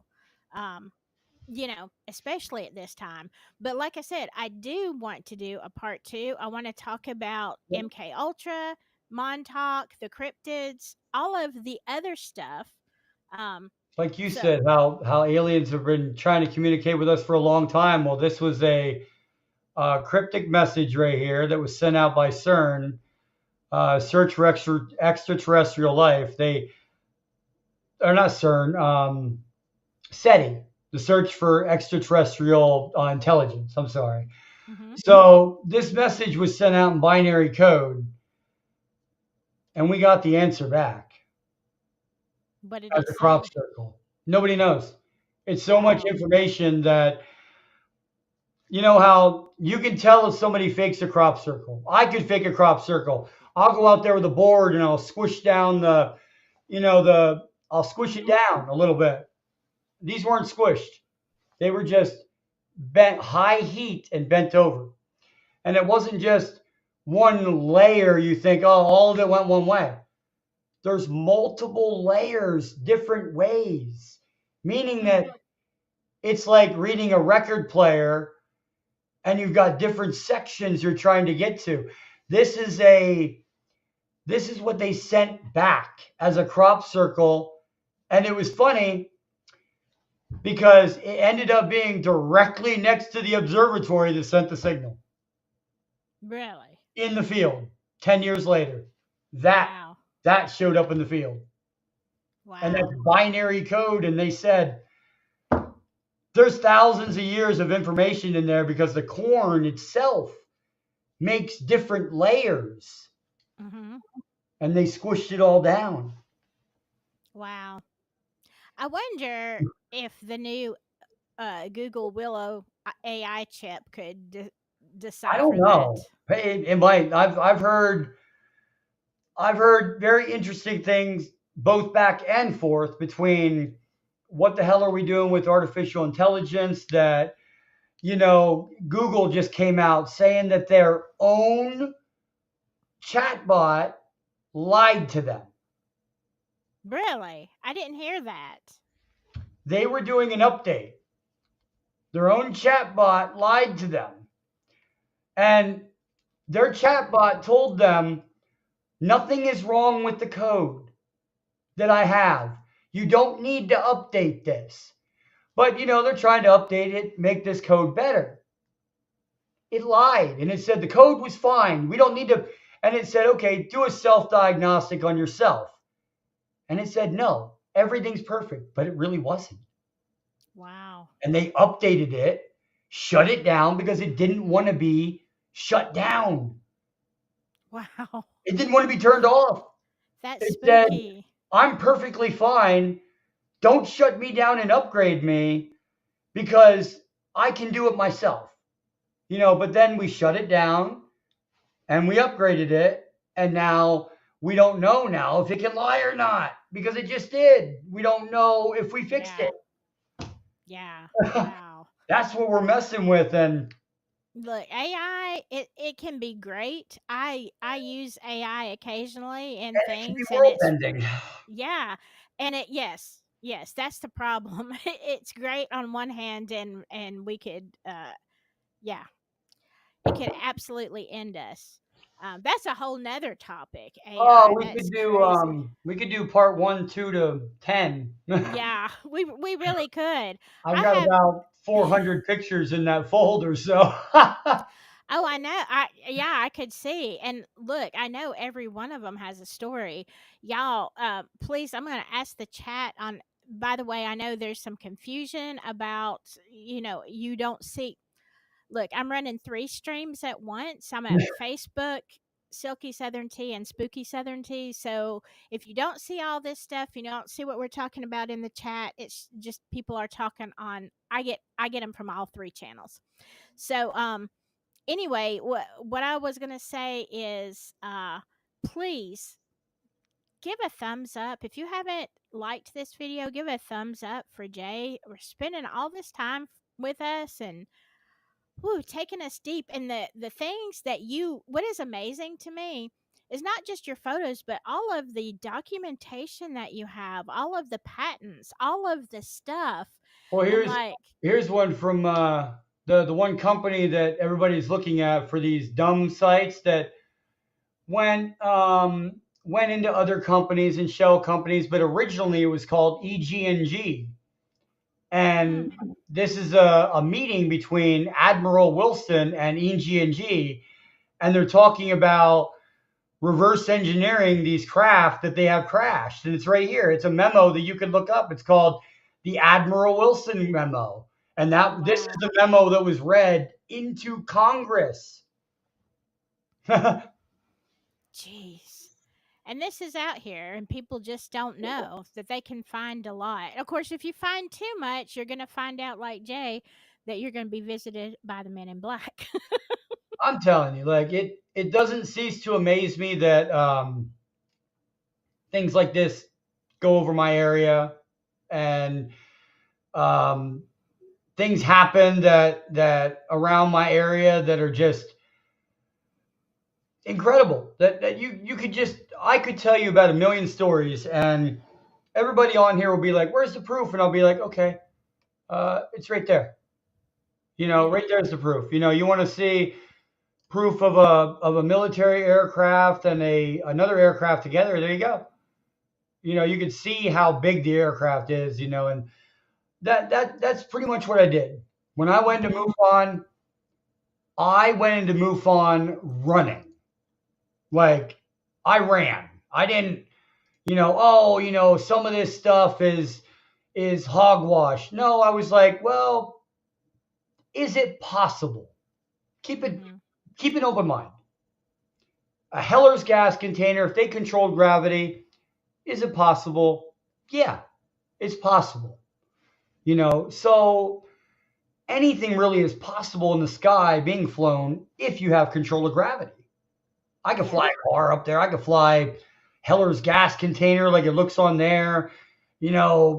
a ship under the ocean. I can fly whatever I want. I can fly a cube with a circle with a cube in it because there's no drag. When you're going through the wind here, there's a bubble. Oh, I see that. So I see that. instead of this thing as a square Mhm.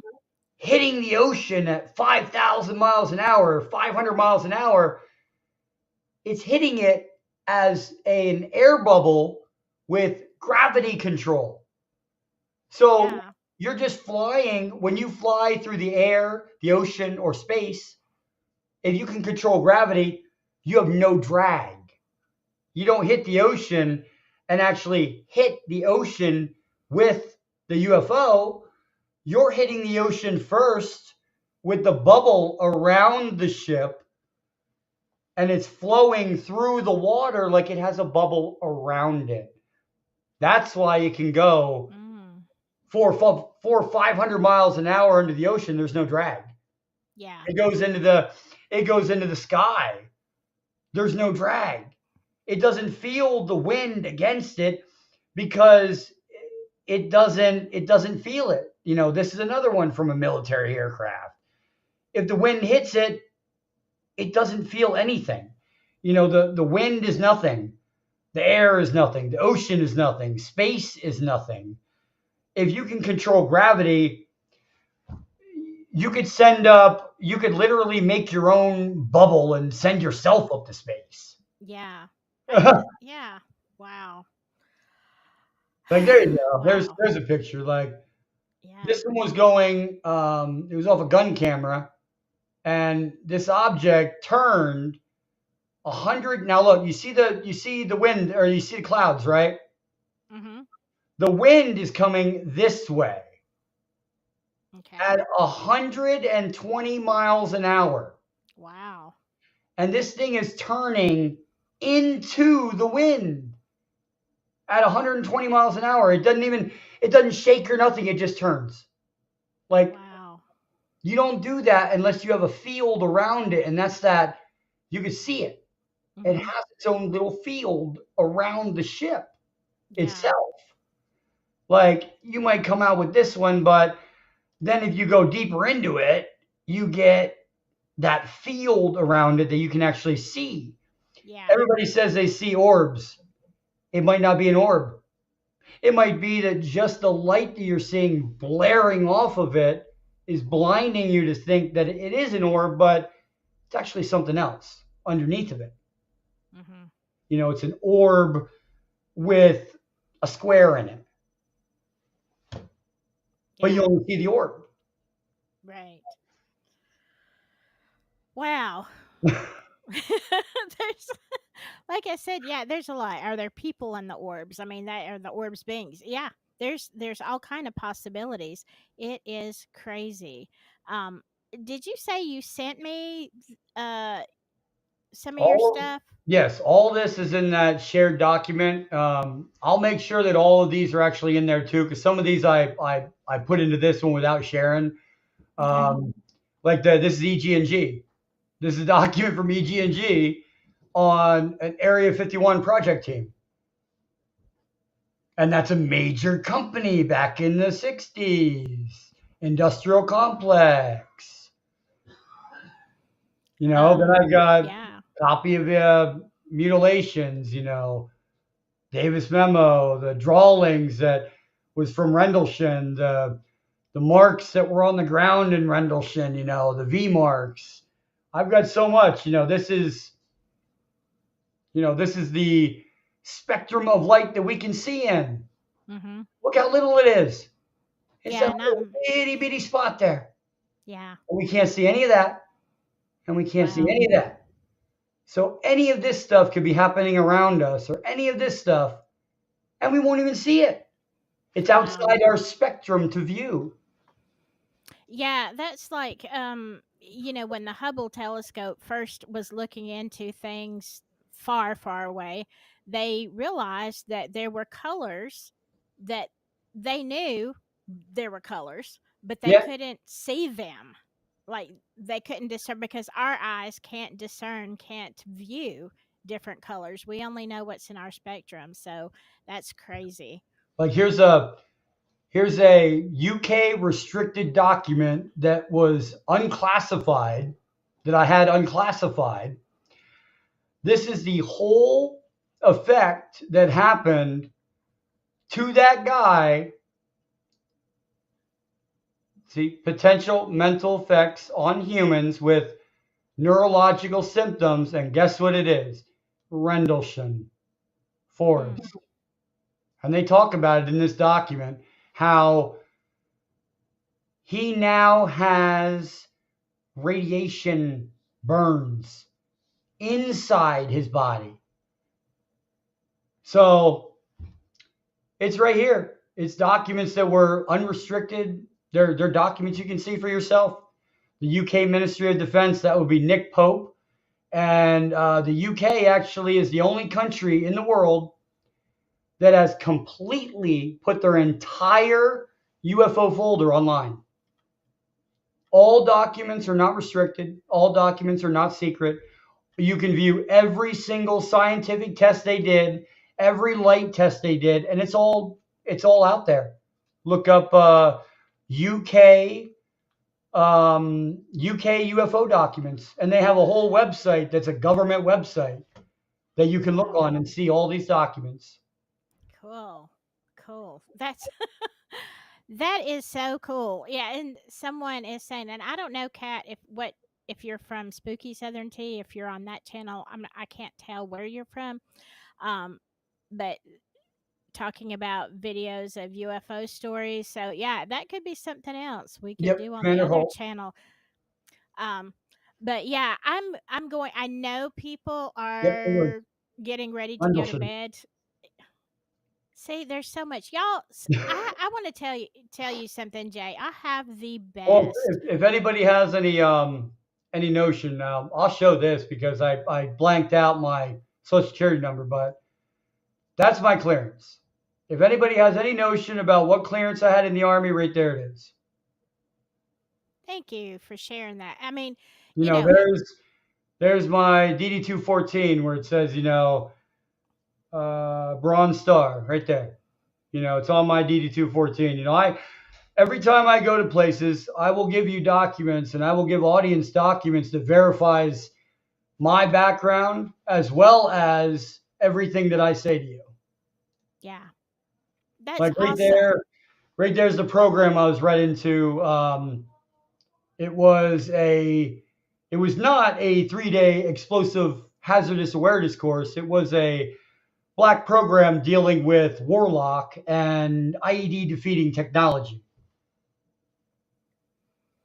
See, it's important because people tend to disbelieve people who talk about abductions and all this kind of stuff. Oh, you are bringing the proof, and that's really important, especially because I kind of think that I'm a skeptic as well. Like I listen to Yeah. everybody, but yeah, like I don't let my brains fall out.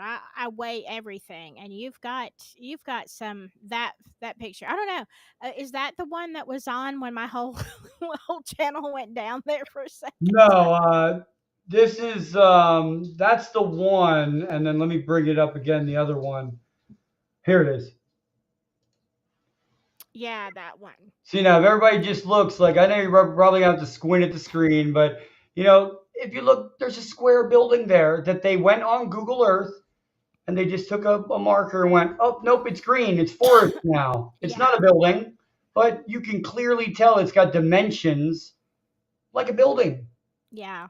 And we went out there, and it's protected government land. Well, isn't that something? Yeah, that's crazy. All right, I am going to end it for tonight because I know we've been going 3.5 hours, and I can't really, believe that. yeah, it has been. So if you didn't see the beginning, he's showing his pictures of the proof of Different things. implants, and this is the magnetic, and we go through all of that. So if you're coming in late or you're joining whenever, yeah, go back and listen to his story and who Jay is and how he got where he's at. And we have so much more stuff. to talk about. Yes, thank you very much for your service. Also, I meant to say that earlier. Thank you Oh for your yes, service. it was a pleasure to be in the service, and if they called me up today, I'd be on the next flight. I would. I was that. I miss it, and it goes for everybody that's in the service that's been in there a long time. That you get so used to it. Your friends, your connections, you're so tight when you're deployed that it's like that you're in another world in itself. I have pictures, here of, my convoy team, in Iraq. There's me right here. That was me on my convoy team in Iraq. And, I've been, Nick Pope, I've been, with Travis Taylor, I've met all these people, and they all have so many interesting things to say, so many things that are out there. Here's, this will also be in there. This is, my Bronze Star that I got. Yeah. My Uncle Art actually was the first one in my family to get the Bronze Star, and then I was after him, and he was World War II. Wow. Wow. That's incredible. I thank you so much. Let me pull my screen back here so Yep. people I thank you so much for coming on. I don't want this to be the last time. I don't think Joey's still in the chat, but I'll talk to him next time. I think he has a story as well. I would I'd love. love to hear it. I really would. Yeah. Like everybody's story is not just fiction. Okay, Mhm. you that is what they perceived, and that is. I take a very bedside manner when it comes to like investigating. When I go to people's their houses. I take Mhm. a good bedside manner with them, because it's like, how do you tell them you're crazy? This didn't happen. You can't. Right. You can't. You weren't there. You didn't see it. You didn't feel it. But you can look into their eyes and say, wow, this girl is crying. Like, this was an event that she physically witnessed, because nobody is that good, you Right. know, with their Yeah. emotions, And I actually took military interrogation as well, too. So I can tell if they're lying. And Cool. these people, they were shunned by the major medias, and that's why they came to MUFON. Like, all these people don't believe me. Do you? And then we'll look up reports. Oh, wait a minute. The weather was different that day. Oh, wait a minute. There was a 30-degree temperature change in 5 minutes. What happened there? Like, Mhm. we'll start to put scientific evidence to their stories, and we make a file. And that's what comes out. We don't hold it back. If you want to look up any file you want, you can go on MUFON.com. You can look up our entire case file. Has all of our cases, the most interesting to the weirdest to the most mundane of looks like a hat that got thrown in the air, right? But that's one of the photos of the original UFOs with a 38 millimeter camera that we had. Wow. Like, we have all that on the website, but it's incredible to just hear everybody's story and put it together Yeah. and Well, help it's them put it together. right. It's a great service to people who can't talk about it anywhere else, and feel like they're believed. So, yeah, I look forward to next time tackling a whole lot of paranormal. I mean, Yeah. there's just a lot. There's a lot. If Uh, anybody has any topic that they want to talk about on part two, then just put it in the chat. I could talk about every single thing back from the first crash before Roswell back in 1938, when we actually didn't get a crashed UFO. We got a UFO that landed, an intact UFO in 38. wow. Wow. I didn't even Mhm. know about that. There was a So, Roswell incident before Roswell that wasn't in the paper. That's why. That's why when it came out in the paper saying the Army caught a flying disc, they immediately changed the story the next day, because they were like, Are you stupid? Like, we need to figure out what that was. Yeah. Oh my goodness. Yeah. All that. All that. Yeah. And if you're, and a lot of people, because I know, especially when you have a long broadcast, people come in and out and they Oh, yeah. listen, at different times.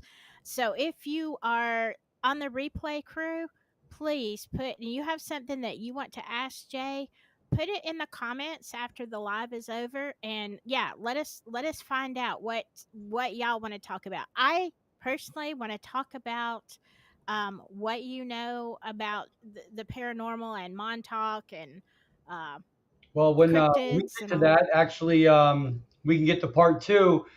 If anybody wants, then with part two, I will go out and I'll actually show everybody all the equipment that I actually use, Oh, like cool.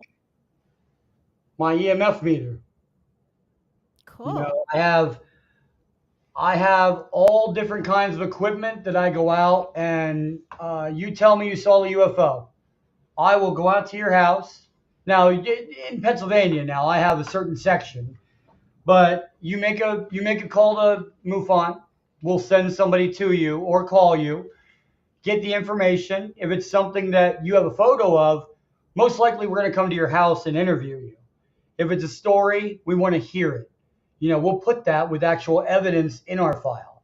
Hmm. And we're working with David Grush. We're working with Stephen Greer. We're working with Lou Elizondo. We're working with congressional members, MUFON is, because we have over 1 million scientific points of interest that we want to show Congress. Wow. And that's all in our file on MUFON.com. Wow. Wow. We want it Yeah. out there. It's time. Disclosure should have happened 50 years ago, 60 years ago. Yeah. Yes, it should have.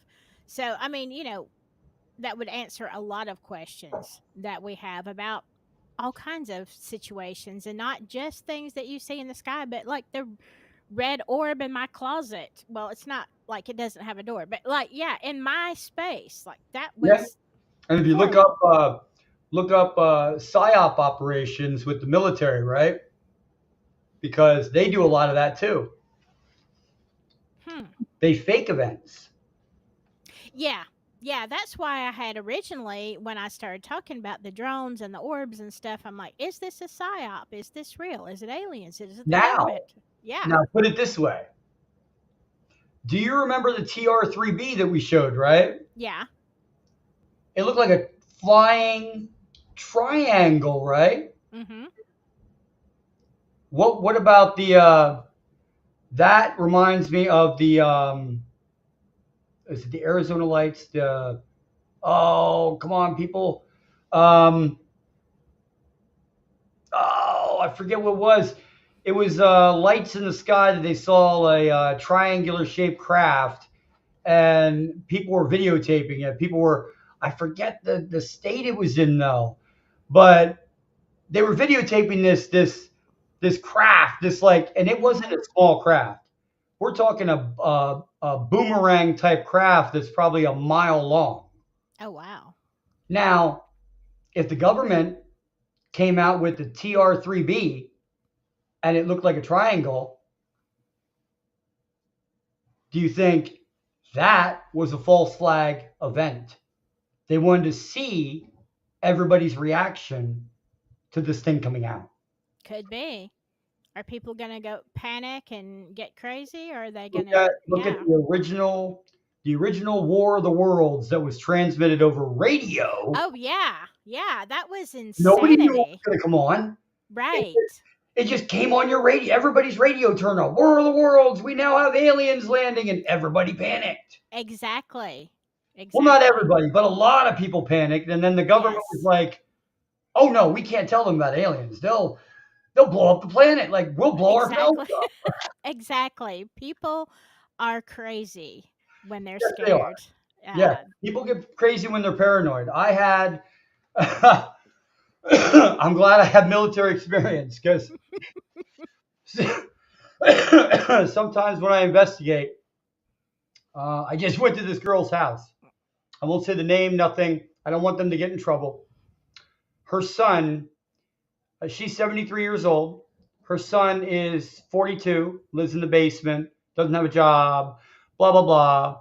Watches, conspiracy theories all day long. I show up to go do a MUFON investigation. He lunged at me in the house. Oh my gosh. Um, See that scar did there? he cut you? Yeah, Oh right my there, gosh. Yeah, I can see it. right down. Oh my gosh. Yeah, I see it. It just Absolutely. started healing now, but I'm glad I was in the military because so this guy came at me and it was her son, 42 years old. He was a nut. And I walked through the door in a black outfit, in a black hat, with black pants, and I'm thinking to myself, oh my God, I look like the men in black. This guy, and that's what I thought. That's what I think he thought. And this Yeah. kid comes out of the basement, 42 years old. I didn't even know he lived there. The parent didn't tell me. She was 72 years old and had Alzheimer's a little bit, dementia a Uh-huh. little. And her son comes out of the basement with a knife and came at me. Oh He my actually, I gosh. actually stopped the knife before it came to my head. I went like this, and I'm just glad I have military experience when I'm going out these investigations because some people are nuts. Some people Yes. are conspiracy theorists, but some people are like, okay, you told me this. Like, I'm a big conspiracy theorist. I'll tell you whatever I want, but you know what? I've got proof. Yeah. It's not a conspiracy theory if you have the documents. Exactly. Exactly. It's Wow. true. That's crazy. That is a crazy story. Oh my gosh. Um, yeah, you'll have to tell us some more stories next time. But Yeah, it'll be a um, part 2 and 3 or 4 or 5. yeah, yeah, we can go on as long as people are listening. I'm willing to share. They got questions. I'll give you any answer you want. Yeah, Any he'll answer, give you an answer, not me. I know nothing. document, video, whatever you want, I'll send it to you. Right. I was a nut. Yes, I was a nut back in the day before the Yeah. military because I went full into it. When I left the military and I was like, I've seen some crazy stuff when I was in the military, and I'm like, we're not the only ones out there. We're Yeah. not. Yeah. Wow. All right.